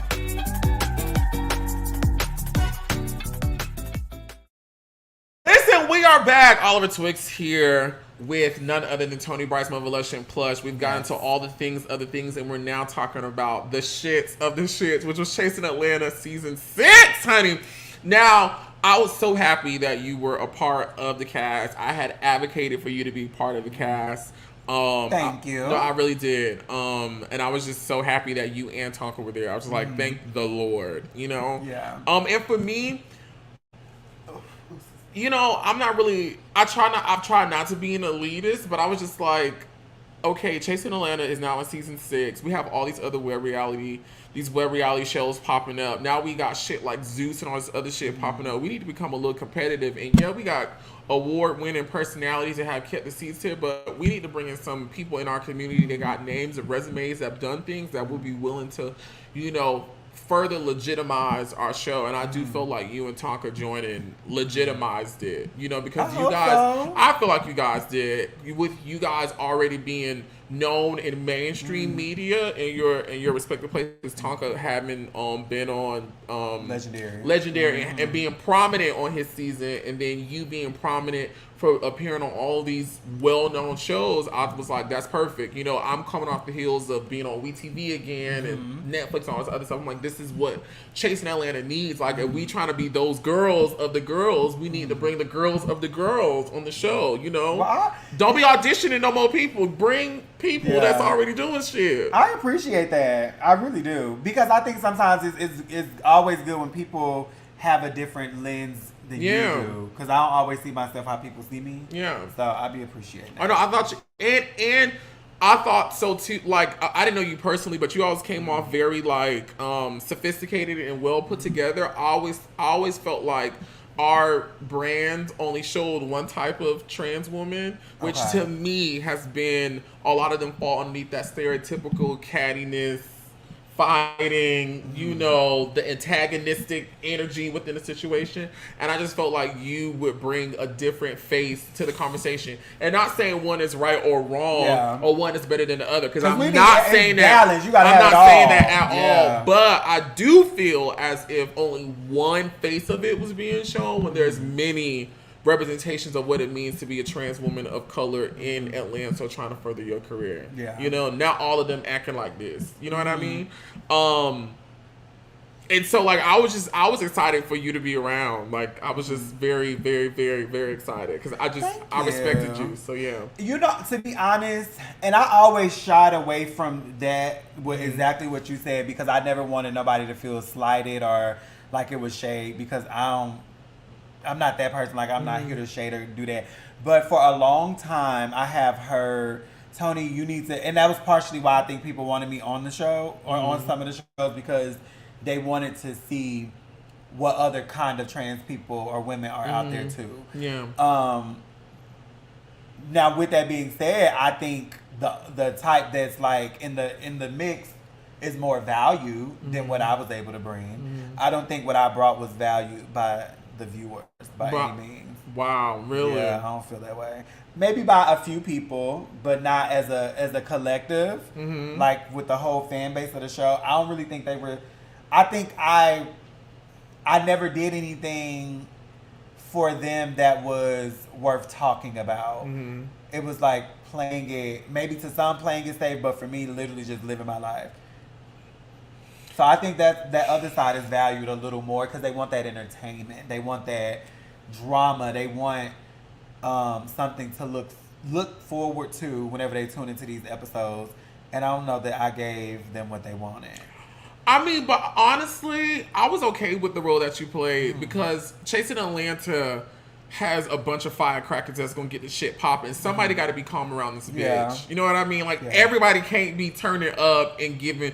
Somebody has to be calm. And I felt like with you and Tonka introducing Ballroom to the brand, which I was very much so here for. One, Ballroom was becoming very marketable within media, and I was like, we need to get in on it. And then two, you guys were already known with talk of being on a ballroom competition show and you being known as an actress, but also carrying the story of being a ballroom. I thought with us introducing that story in Universe to Chasing Atlanta, I thought someone like you with your type of energy was perfect, because at least the conversation about ballroom in this, as it's new within Chasing Atlanta, is not going to be presented through someone who fighting and whooping ass and, you know, all the other stuff. Again, not saying that is wrong, but I just felt like the way you brought it was powerful, and the message and the intention would not be tainted. Does that make sense? I feel that. I feel what you're saying. So I appreciated what you did. Well, thank you. Because I enjoyed what I did too. I feel like I was able to show different things. I feel like for me, when I popped up on the screen, it was never the same thing or the same narrative or the same story. I feel like it was something different. Whether I was showing my chosen family or showing a surgery or modeling for the creative shoot you did. Ballroom, you know, walking the balls, inviting them to a house practice. And building sisterhood, you know, with the other girls on the show. Yeah. With the therapy session and, you know, the you talk about that session a lot, girl. Yeah, it was so good. I loved it. Mind you, I've never went back and watched season 6. Really? But, yeah, I don't know. You watched it while it aired. Yeah, I definitely watched it while it aired, but I haven't went back and watched it. I don't rewatch either. But that scene, I would go back and rewatch because I feel like it was good. Yeah. But yeah, I feel like for me because I'll never forget when I had that conversation with Dario, and Dario was like, Toni, he was like, you know, you being a main cast member or I think he said it like cast A or B cast. He was like, that's up to you, and it's how you decide to show up and film. He was like, but what you do is film this show like it's solely about you. And that's what the fuck I did. I forgot, and not that I forgot, but I wasn't thinking about the group as a whole and like what I can do with the group. Yeah. It was like, okay, well, I'm going to get this surgery. Come. I want to, you know, invite for y'all to see me as a chosen mother of my goddaughters or, you know, ballroom. Even when we were in the scene for the one ball and they were all together, if y'all noticed, I wasn't even in the scene because I was in real time being in my ballroom mode, making sure my house kids were good, making sure they were all hitting the floor, So I had time to entertain what was happening because like this is real life for me. So I don't know, maybe mine was just a little too real and to where I only paid attention to what I had going on. Now I showed up to the things I was invited to, of course. But I feel having the experience that I had in this season, if I was to ever do another season, I feel like, okay, I would feel a little more prepared on how to show up. And not be in the mess, but be a part of the conversation in some form or fashion to keep my presence on the show relevant. Now, having watched the show at home and then actually filming it, what are some of the things that popped out to you? Like, wow, this is how they do this. Or this is how it really goes down. Baby. I think I had said at one point, and I just have to be honest, it gave very much like I was on set for a show. All right, reset and action. And then the shit would pop off. Because it was a few times where I was just like, I will never forget. I don't know how much I can say about it. Girl, you can say whatever you want to say. Okay. I'll never forget the night that we had the party, or King Kane had the party, the sex toy party. He was promoting his business. And it was just so much happening that night. It was so much happening Literally, that night. me, Troy, and Dominique were across the street, and everybody was just mingling and talking. And I literally said to them, I was like, I don't know how they do it. I said, because if I don't like you, bitch, I don't like you. Ain't it crazy? I don't fuck with you. When the camera stopped rolling, everybody talking. I'm not doing none of that. I was literally like, what? And then the next thing I know, oh, hell, break. And then I was like, oh, okay. It was like the universe in real time let me know that, well, everybody ain't on that fake, I'm just like here for the camera. When all of that popped up, I was like, oh wait, this is real. Some people they did out here scrapping, darling, in the grass. You were gagged. I was definitely gagged. But there was a few times where I was like, Is this real? Like it was time. Like okay, we didn't kumbaya enough. Now let's and not to not even from like a production standpoint, at least from my perspective and from what I saw, I feel like sometimes people just knew when it was time to be on camera. It up. Yeah, like the who'd you feel did stuff like that? Girl, what you not gonna do? I mean, you don't gotta answer, but I'm gonna ask her the question. Who you felt like amped it up for the camera? Child, you my blushing question. Ain't nobody gonna fuck with you, and they not. Bitch, please. But you know, no,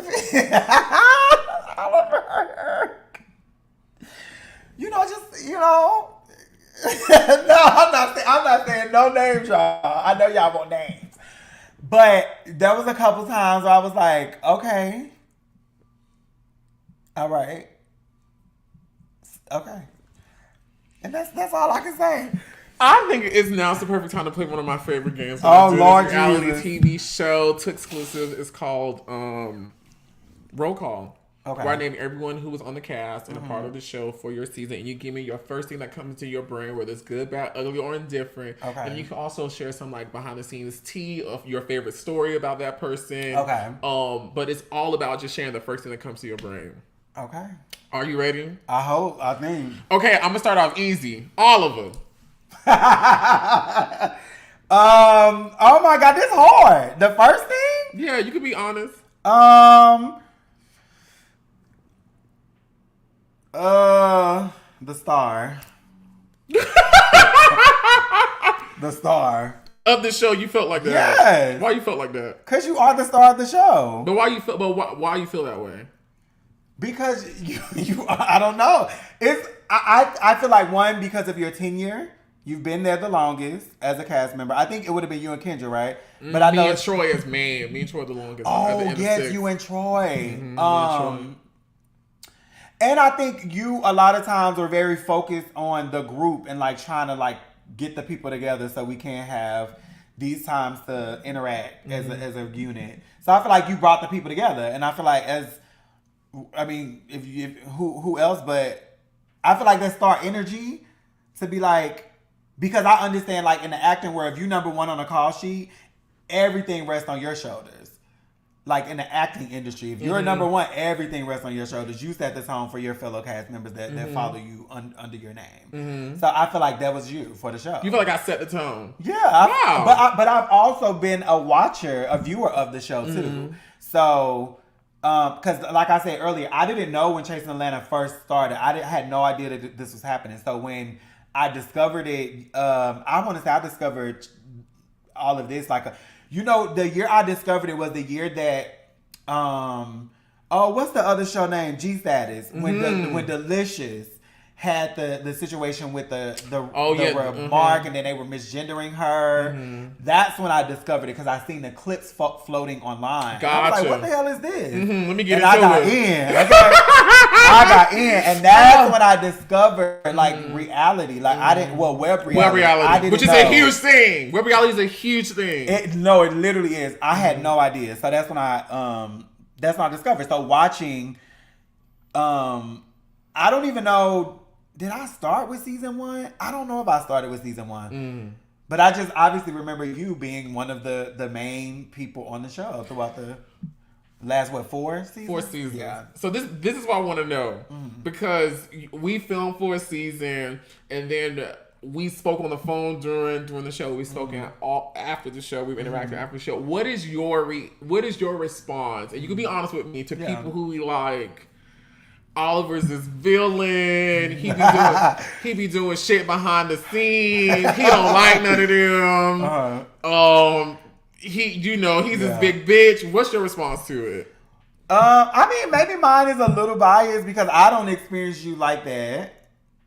I don't experience you as like a bitch. And mind you, I'm asking her all this shit on the spot. I don't experience you like that. But again, maybe I'm a little biased because I've had a different experience. I don't listen. These people that film with you longer, they've known you longer in this particular space. So maybe they have a different lived experience with you, but I haven't had that lived experience. So I can't say that you're a bitch or you are, behind the scenes conniving or, whatever orchestrating, organizing. I don't know. I can't say that for in my experience. What do I give? I'm curious. You give the star. Even behind the scenes, girl. Yes. Oh my God. You are the head nerd in charge. Am I bossy? I don't know if it's bossy or if you're just very matter of fact about it. Yeah. I'll take that. Okay, y'all, let's get this thing started. Come on. Very that. I do be having shit to do though. Yeah.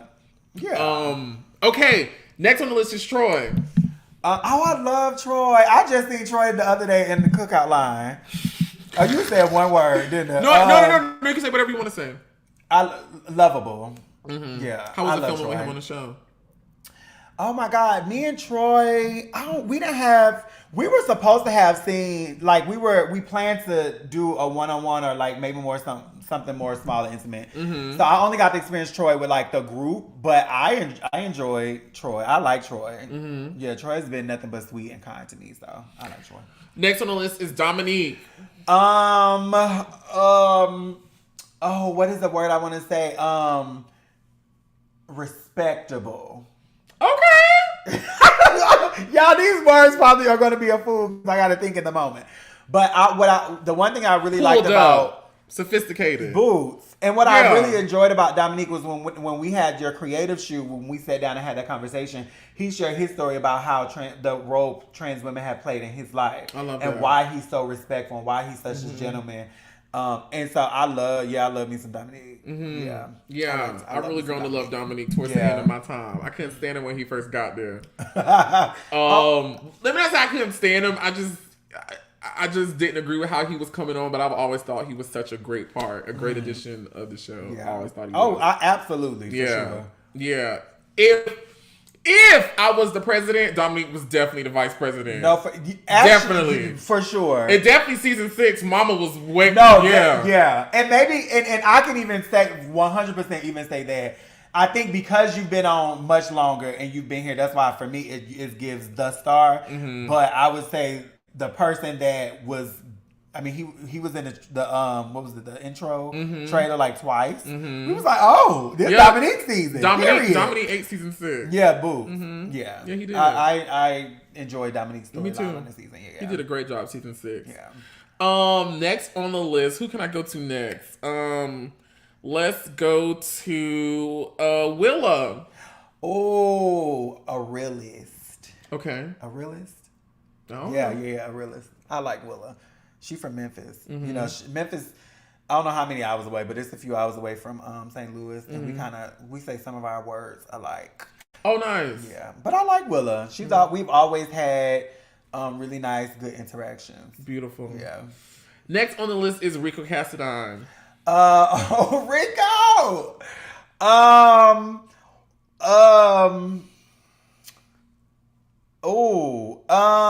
Damn. I don't want to use the same word for him and Jatwan because we're all Scorpios, but it's traits within a Scorpio that I'm like, yeah, that's a Scorpio, and yeah, that's a Scorpio. Entertaining. Rico is entertaining. Rico be turned up. I love me some Rico too. Y'all, I know y'all gonna hear me say I love me, but I literally have no drama with nobody. So y'all not gonna hear me say nothing negative or bad. But yeah, entertaining. Next on the list is Jay Moore. A king. Jay is a king in the best way. We had one scene together where it was just me and him, and we filmed it. Oh my God. I was laughing the whole time. Jay is a kid. I wish Jay would have started the show earlier. Yeah, I actually wish the Jay that I experienced in that one-on-one was the Jay that showed up every single take. If the people knew or got that version of Jay, not the Jay that I let stuff sit until it's time to explode. But if I tell you what I'm feeling in the moment every single time. Jay eats. Oh, baby, it would be clear every single time. I love me some Jay. Jay takes it there, baby. Yeah. I done heard Jay lay the people out. And it'd be so sickening. Oh, he was laying the children out that day. It'd be so sickening. He was laying the children out. Next on the list is Wayne the Pain. Flirtatious. Really? Yes. Wayne, baby, Wayne, and I don't have any issues with Wayne or anything, but Wayne is, he is flirtatious. You just jogged my memory. Wayne was another person that night that I said stop touching my butt, but Wayne did the right thing. He said, "Oh, I'm sorry, Oliver. I'm sorry. Yeah. I'm sorry. My bad. I'm sorry." And I think he keyed and he said it, but Wayne also did it. But it was only like when he was like, after a few drinks. It was never like when he was like sober and had no drinks. He was cool. He was quiet. He was to himself. Because I remember even at the barbecue, he really didn't say much that day. Like he was like to himself. And that was the first time I had met him. But as the season rolled on, he would give me compliments. He would say I was cute, pretty. I remember that particular night, baby, the people was full, okay? And baby, Wayne was all over. Wayne. He was all over me. But in the best way. I didn't mind it. It wasn't nothing offensive to me. He didn't touch me inappropriately or anything. It was just like, he is hilarious because I knew he was drunk. Yeah. Next on the list is... tipsy. I can't say drunk, maybe tipsy. T.S. look here drunk.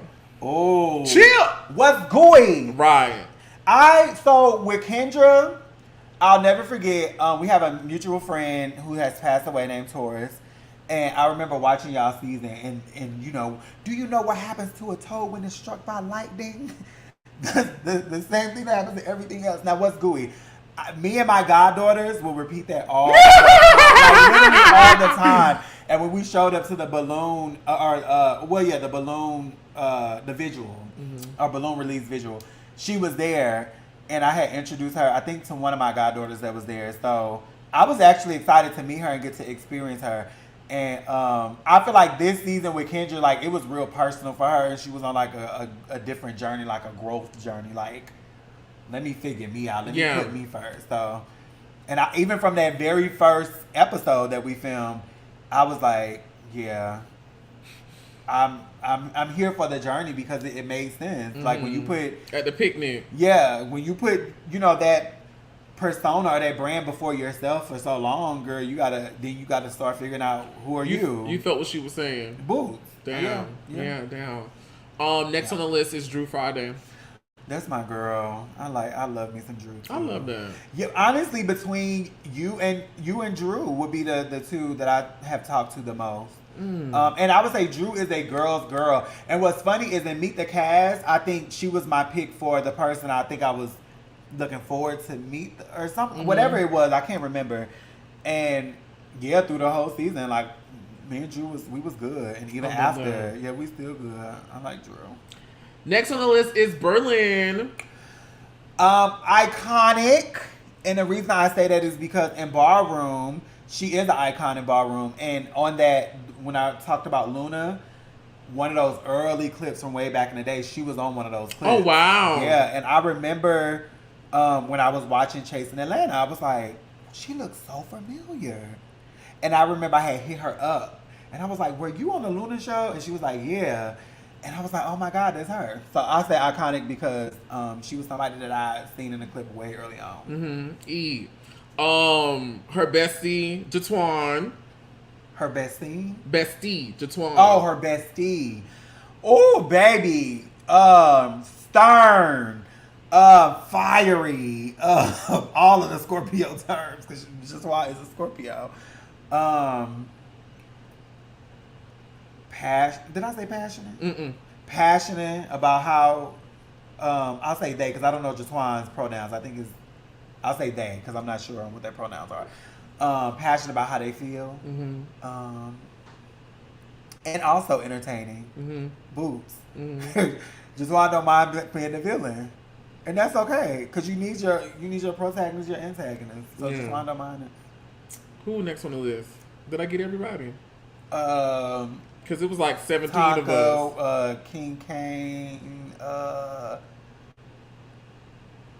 wanted to say them two for last. I think that's everybody. I want to make sure I ain't missing nobody. It was a lot of us. A lot of hoes. Damn, it was a lot of us. I think I got all of them. Trying to look. Yeah, I think I got all of them. Okay, King Kane. Mother Lush and Plush. I love the way he said the name. I loved it. Every Mother Lush. Every time we was around each other. And he already talks with like a little list Oh yeah. I love the way he said your name. And so it was always, literally always good energy with King Kane, with me and him, and our from the first day I met him at the candle event, and I didn't even know him and Tonka was talking, and Tonka tried to tell me, and I was like, I don't know what the fuck she's talking about.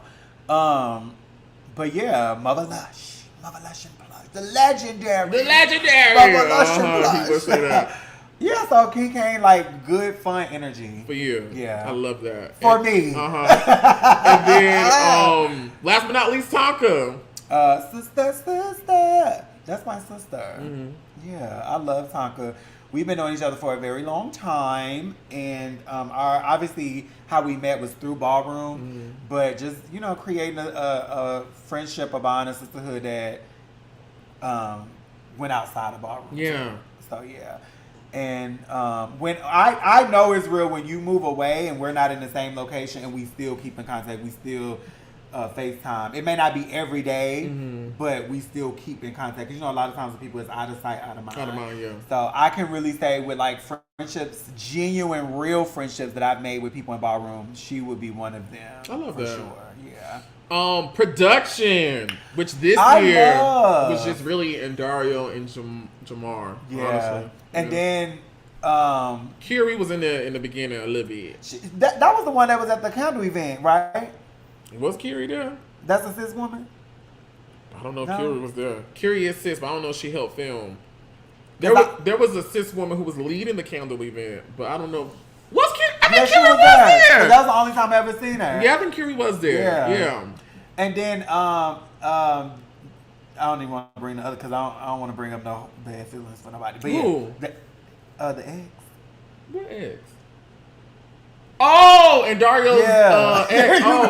My bad, girl. I don't even know about to be honest. I can't be humming and hemming. I've been to start spitting up on myself. He would help. He would help. Yeah, he surely would.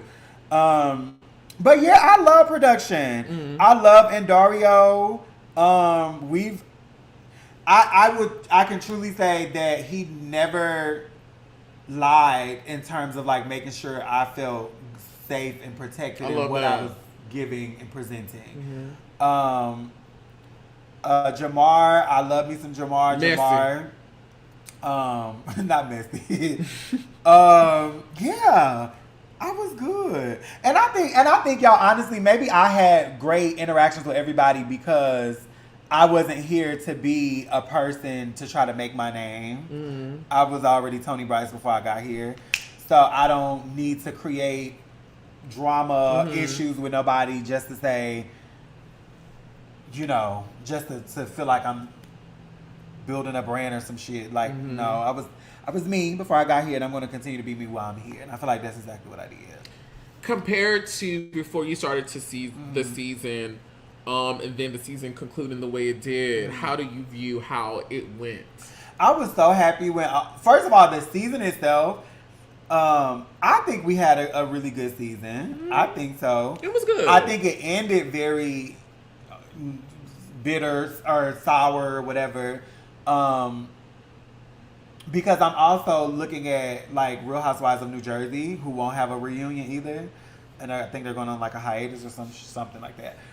But yeah, I just wish we would have had that closure. That closure. Well, everybody else, I ain't need no closure, so I was fine with it either way. But yeah, I just feel like it was just so much happening that we could have came together and really like hashed it out. But everything was done on lives. So. It was all them lives that did it. Yeah, it was definitely the lives. And Dario and them was over that. She was over it. She was over it. Yeah. I was going to come to the reunion. Yeah, I was going to be there. I was going to be there. Me too, bitch. I was going to be sitting. My all white darling. Bitch, I was going to come with a motherfucking, bitch. I was gonna try to get my curls, but like swoop, like I was gonna try to go for this Little Richard type effect, like real androgynous, but just real pretty. Like I just wanted like my curls extra curl, crispy. Oh, bitch, I was gonna sit because I was gonna show out that reunion. Yeah. Y'all was gonna get like that was probably gonna be the best Oliver Twixt anything on that reunion. You want to show? I'm gonna give it to you. Oh yeah, I was gonna show out. Yeah.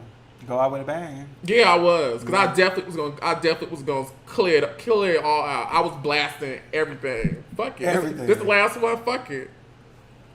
Yeah, I was gonna be sitting like that, like literally ain't have nothing to say. What's your take on all of the drama? From like with all of the fiasco, how it ended, all the different feuds back and forth, with you being on the outside, honestly looking in. It was entertaining, you know. What was the most entertaining thing for you? King K started it all off. Baby King K went live, and baby, all hell broke loose. All hell broke loose. And it never stopped. And it never stopped. Literally, every day. I was on a few of them lives. And you know what? Not saying much, but I was on there. I think even him going live, because honestly, if you think about it relative to the show, right? Hundreds of thousands of people are watching our show. It's probably honestly a good 1,000 people that are like locked in to the maybe all goings, maybe even 10,000. I even cranked up 10,000 when I'm thinking about the people who come watch my things. Because around that time, bitch, my lives was clocking into like 30K, 25K. I was getting a lot of people. I ain't trying to be shady, but I'm just being honest. What the fuck that be going on down to the Instagram really don't amount to the bigger narrative. I just think once the people start talking about production, and then the people say they're gonna fight, they're gonna tear it up, they're gonna do all this. Don't nobody want to sit through all that shit and not in your white, honey. No, not in your white. And these people gotta pay their money. Yeah. And Darius gotta pay his money, spend his time editing the shit, putting the shit together. Especially when we didn't go on a cash trip. Yeah, it's like why? Yeah. It felt like a lot of people, to me, this season just came to fight. Didn't nobody come to build a show. Like, we trying to get off YouTube and go somewhere else. Can we work together as a team? Yeah. Season 5 is, I think, the season between season 4 and 5 was the best time we ever got to that point, I think. At least in my time. Whatever season when y'all was in that room and you had the play. Had all the children just falling out. And Travis was eating. Oh, season 4. Baby, that season? Season 4 was the T. Season 4 was the T. Season 4 was the T. Season 4 to me, season 4, 5. Honestly, 5, 4, 3.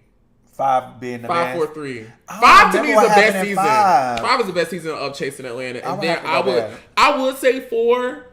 I would say 4 was a really good season, and then 3, and then everything else after that. Yeah, I had asked somebody recently. I was like, how would you, if the seasons you've seen Chasing, like how did you feel like season 6? Was it a great season? It was like, it started good, then it got lost, and then I think it ended good, but then it could have ended better because of the reunion and da-da-da. And I was like, well, you know, I felt a little cheated out of my full experience. I was going to ask you, how do you feel you left the situation? Do you feel like you got anything, going back to your conversation with Nico? Yeah. What is there to gain? Do you feel like you gained anything, honestly? I feel like yes and no. Yes, in terms of like newfound ships with like certain individuals on the show, but no in the sense of the audience that was already there. Like I said earlier, I don't think what I brought they received. Like I didn't see an increase in followers. I didn't see an increase in engagement. I didn't see, every time the blogs was reporting, you know how they do the blog shows, they always had, I guess, good things to say about me. Nobody was there. I'd never seen them where they was reading and shading. So I feel like I flew under the radar, and flying under the radar, it really didn't yield any, it didn't like yield much. But, and I don't think there's no fault of the show. So I don't want anybody to think that it was the show. I think it was just me and how I showed up. And I feel like I could have done a little more. Really? Yeah.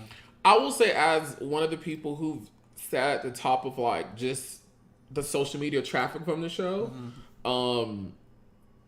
season 6, even for me, was slow, which is why I was so shocked my reviews on YouTube did so well. Yeah. Because, like, I built my TikTok off of season 5 of Chasing Atlanta. Me posting those clips on my TikTok is what really got my TikTok going in the early stages. And even when I would post clips on my Instagram from season 5, I would get a lot of traction. When I started posting clips from season 6, it was only very few shit. It would only be like my moments, like that was like big moments on the show, like me talking about the douching thing or me looking in the camera. There were some other moments I posted with like these soundbite things that I knew would catch on. But like overall, outside of YouTube, and this is the person who had done this show for 3 years prior to season 6. Season 6 was a very slow season. Yeah. It was very slow. Like, I just went back and looked at the numbers, and they're just now getting to like 100,000, 90K. Season 6 was just slow, and I honestly think that's just because of the outside competition. Like, now we got Zeus. Because it's so much. It's so much web reality now. Like, web reality has honestly expanded outside of YouTube, and you have places like Zeus who come in and taking the lion's share, honestly. You know, now there's TV, Tronic, all this different shit. And I don't think we did as good as we could have to stay competitive within the outside space that's not YouTube. Yeah. I think if there is a season 7, I think it's probably gonna really take for them production to bring in somebody with a big name that's gonna bring a lot of traction, because would you go back? I would. Would you? Well, girl, I'm blocked. Oh my god. You know, I'll never say never. Never say never, because I love to work. I love working. Like, you know, and I made a lot of money on Chasing Atlanta. Like, don't see no shade, bitch. Like, bitch, she made a coin off being on the show. If the terms were in my favor and what I wanted, and they actually happened, I would do it. Listen, I don't care about none of no personal shit, bitch. I don't care about nothing. I just want to work. Because I'm going to show up to work, and I'm going to give you a good show, and I'm going to do, you know, I'm going to give my all like I always have, whether I like the shit or not. I'm going to still show up and be Oliver full-fledged, full steam, because we got shit to do. You know what I mean? I'm trying to get to the goal. I don't want to be no loser. The terms just got to be in the right place, and I would do it. I think if I went back, I think I would just have to be more involved. I would have to be more involved. Yeah. I would just have to be more involved. Because I was likening myself, not likening, but I was like, maybe my inspiration was like a Candy or a Cynthia. A Candy in the sense of like this entrepreneur that got all of these stories to tell, but then a Cynthia, a person that's like neutral and like she's a neutral ground. But I think that was probably the wrong show to model it after. Like this particular season, it should have gave Love and Hip Hop teas. I think you did a perfect job within the space. And I think maybe Yandy. I think you did a great job, girl. Yandy. I think you did a good job. Like, I appreciate. I think you left season 6 in a better situation than most people left. A lot of people left the season burned. In a worse off situation than what they were in. My God. What are a lot of them doing now? No, I'm asking you. I'm asking. Why would you be asking me Because I'm interviewing you. I'm asking you the question. What are a lot of them doing now? What do you see? Oh my God. This is how, see, this is the Oliver Davis. No, I'm just playing. That get it going. That get it going. I don't know. But y'all know how to get the shit going. No, that's crazy. You do. You know the right things to say. And then here go me trying to be still neutral. Right, I love it. Yeah. I wish we could have shot more. Yeah. Because I love talking to you. You're such a key to me. I be keying. You know, I just be mean. But what are they doing? What do you see? Well, you know, the people are living their lives. That's good. We praise the Lord for that. They're living their lives. And I hope they're still chasing, you know, whatever it is that they're chasing. Yeah. I'm keying because I'm sleepy and my butt hurting a little bit. But no, I honestly do wish everyone well. Like, I really, really do. Like, I don't wish no hurt or harm or danger on nobody. Like, bitch, get out here, get your money. I hope you achieve all your goals. Because I'm going to at least try my darnest. You know what I mean? Yeah. Anything from season 6 you want to cover before we head out of here? I don't think so. Do you have anything? I don't think so. I don't know. You heard it here. I had a good time. Thank you. And I enjoyed you. Thank you, Chasen. Thank you to the cast members. Thank you to the head nerd in charge. Thank you, and Darius. I hate it. I think people think I loved it. I mean, it had its perks, but I hated that term. They had no charge? No, being the star of that show, it was not easy because I didn't ask to be. It shouldn't be easy. I didn't ask to be, nor did I want to be, honestly. And I think in that setting, I don't know how it works in like. Nor did I want to be TV reality and I wanted other world. hosts to do shit. Can y'all come do something? Yeah, call Toni, Bryce, call Tonka. Can make them come do something? Bitch, you come slap her. Somebody come get the fight because I'm tired. Somebody. I'm tired. I was so happy Troy and Dominique and King Kane was doing all that shit at the beginning. Praise the Lord. Thank the Lord. At least it's not me. But then it eventually became me. But before we got there, at least I did have a little break. You know, chilling. Yeah. I mean, yeah. I just think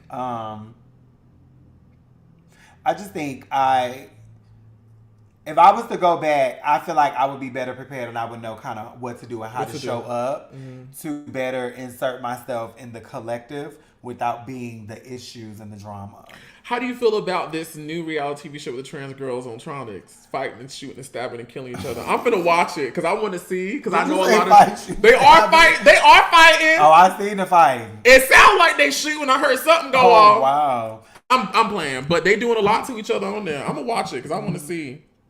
Yeah. Shonda texted me today and I told her I'm gonna watch it and get into it. Shonda Brooks. Oh, Shauna. Oh yeah. I want to watch it. Is she on it? I think so. Oh, okay. Word. I believe so. Yes. A lot of the girls on there. Sydney Star on there. Akasha Bentley on there. Those are the names I know. Shauna, Akasha, Sydney Star. Yeah. I knew them three. There may be somebody else, but it ain't coming to me right now. How you feel about that? Listen, it's reality TV, and a lot of it is to entertain the people. So if that's what you want to do and how you want to entertain the people, I'm here for it. Because hell, I watch the bullshit too. Would you do the bullshit? I absolutely would not. I absolutely would not. Yeah, I would. Girl, I'm all right. Sit your ass down. Let's talk this out. But you're not fighting. But I'm not. No. And when I do my review, I'm just gonna like all y'all girls have spent money, time, and energy to become this physical being. Why are you wanting to fillet it across the screen and accidentally bump and bruise it? You know what I mean? Like that was another reason why I was upset I had to fight that night. Like, bitch, I done got this work done. I mean, even though everything done settled and shit like that, bitch, it cost to be this.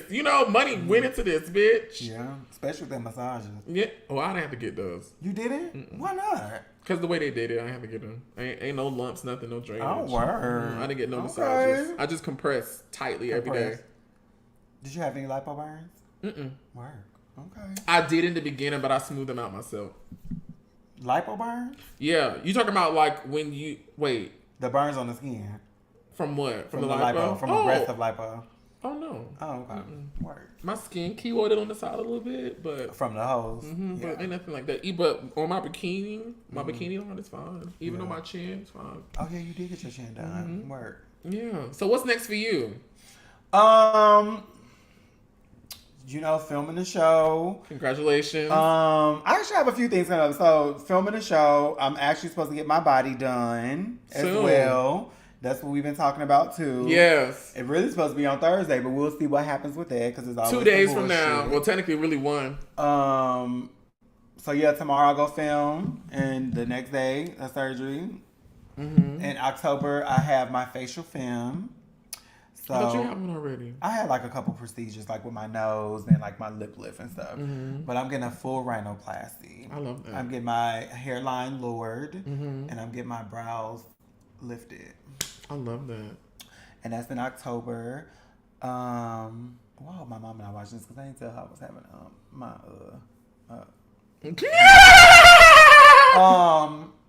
and yeah, that's it for right now. I'm receiving an award like I mentioned earlier because that's coming up too. I love that. Yeah. I just love you, Toni Bryce. Well, I love you. I enjoy being in your universe. You're just so amazing. I appreciate mature energies like you because I think the idea of me sometimes from people who watch me on Chasing Atlanta is that I be with the shits, but no, it's just this show had me in the shits. But my everyday life is this. You know what I mean? Yeah. I be chilling and keying and be wanting just to go do Which random could you shit. imagine being that person all this like on 20 like whatever energy you're on? I'd be tired. Yeah, that's a lot of energy. Be tired. That's a lot of energy.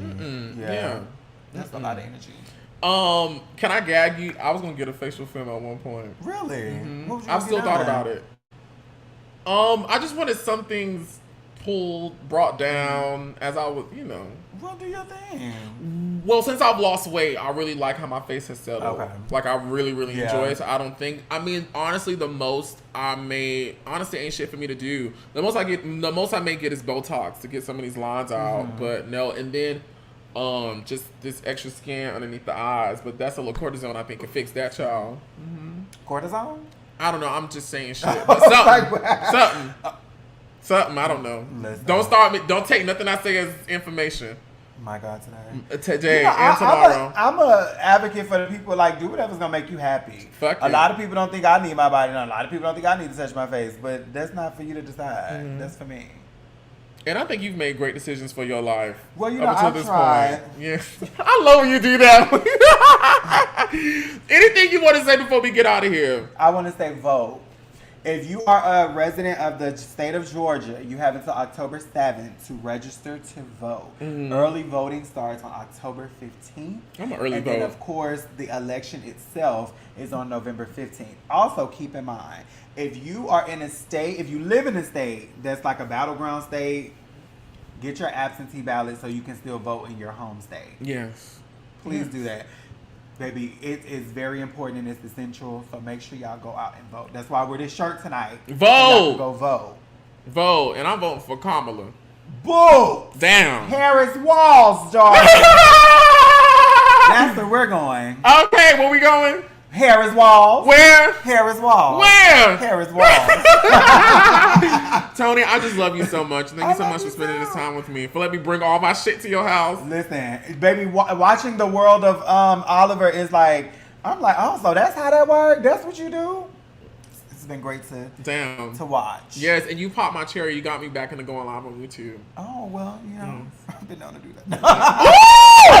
I'm kidding. Love you, girl. Y'all say goodbye as we give Toni hugs, kisses, giving us an amazing Twix exclusive on all the things Mother, Lush, and Plush. Be sure to like, comment, and subscribe. Hit the notification bell so you know when we're going live. And until next time, be sure to pray and Kegel, friends, and vote, okay? Bye.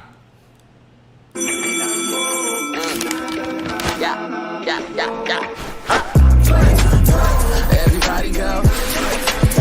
Everybody go. Everybody go. I ain't gon' get a line, but a Twix better celebrate. Play it one time, you gon' play again.